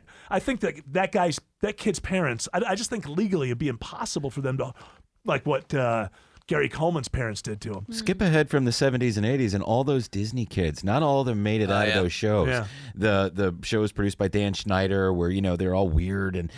Oh, you talking about on TV or iCarly, that era? Oh, because there's a lot right. of people on those shows that were famous for a short while, and now they're not. Yeah, my youngest was watched some of those shows on Disney, and those. Yeah, what happens to them? They're still probably 26 or something now, right? I mean, so they still got a chance. That Amanda Bynes, she went crazy. And yeah, she was just gonna go crazy. That was sad. Yeah. I think that she was just had a problem.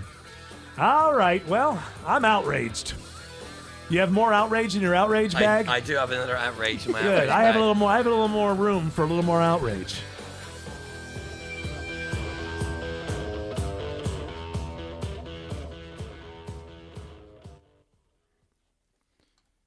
Okay. All right, that made me think of Ellie when she says that she wants to make sure that she gets a treat, but she doesn't really want to finish her dinner. She's like, I'm full of real food. Nah.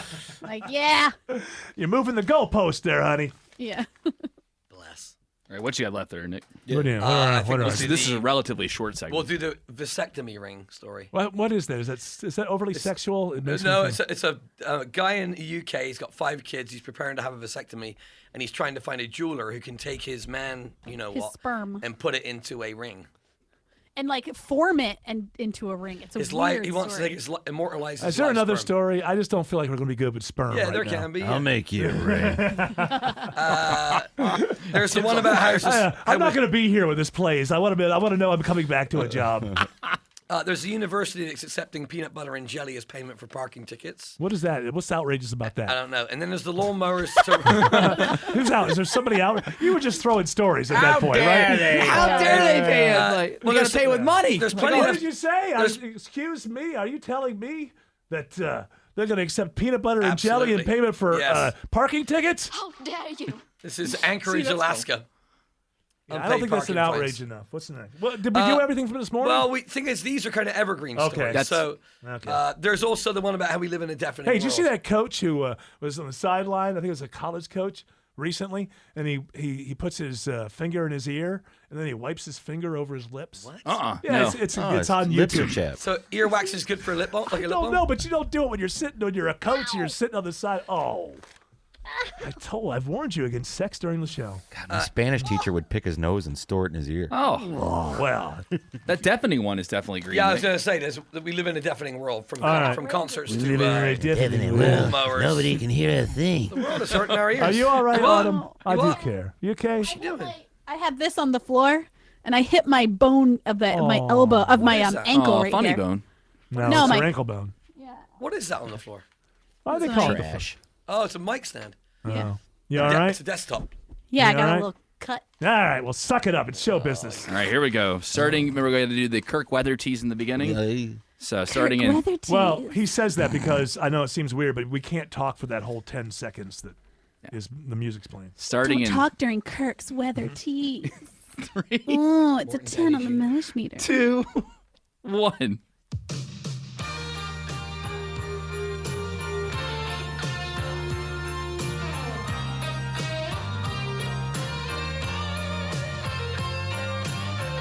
That's right, the sweet driving sounds of the 70s. Oh, yeah. Again, I think we have- Journey's at the Metroplex this weekend. Steve Perry, their new singer. We're going to, this is twice that I don't think we're doing very good on the outrage music. In the future, I think it should be a little more. Get on it, Alan. Get on that outrage music. All right. I got a little more room for a little more outrage. Yeah. How are your ears doing? My ears have been shot since I was a teenager. As a matter of fact, I know when my tinnitus started. Yeah. I saw Roger Waters. Just on the street, and he made you. Yeah, he punched me in the ears.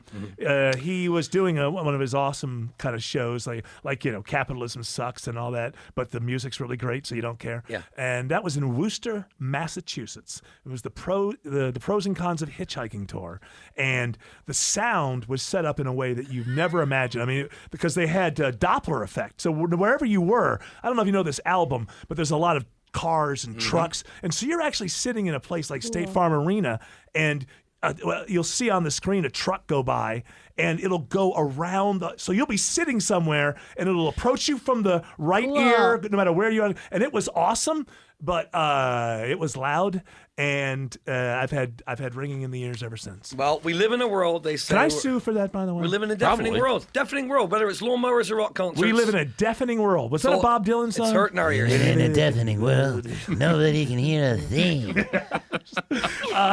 So what are we supposed to do about this? Well, this is writer David O, and he describes our current age as a deafening one. In his new book, Volume Control, he explains how the loud noises we live with are harming our ears. Well, it's not only your ears. It probably harms your... it's also age. Well, it probably harms your nervous system a little bit. Yeah, that. You know.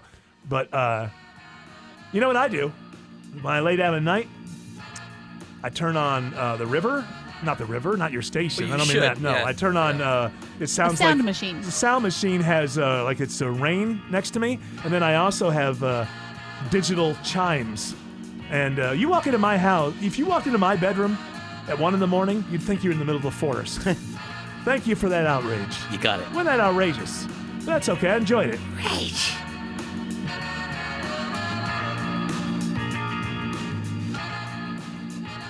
He's a misogynist. Eric. He is a misogynist. But He is actually a saw misogynist. I was hanging out with the drummer. I'm mad at her. I was hanging out with the drummer who played on that album last night. Yeah? And the guitar player. Did you tell him I'm mad at her? No. They don't care, do they? She wasn't there. If I was more famous, God, I should have been a national star. Then she'd be upset that I was mad at her. Whose fault is it, Eric? It's yours. Yeah. It's coming all around, isn't it? I can't blame others, can I? No. If I wanted it, I should have gone and got it. And if you didn't want her to think you were a misogynist, you should have done something about that before you knew that she thought that. You got to keep rolling. What's that, Governor Kemp? You got to keep rolling. Dueling Kemp. All right, people. That music says we're done and this and that. And blah, blah, blah.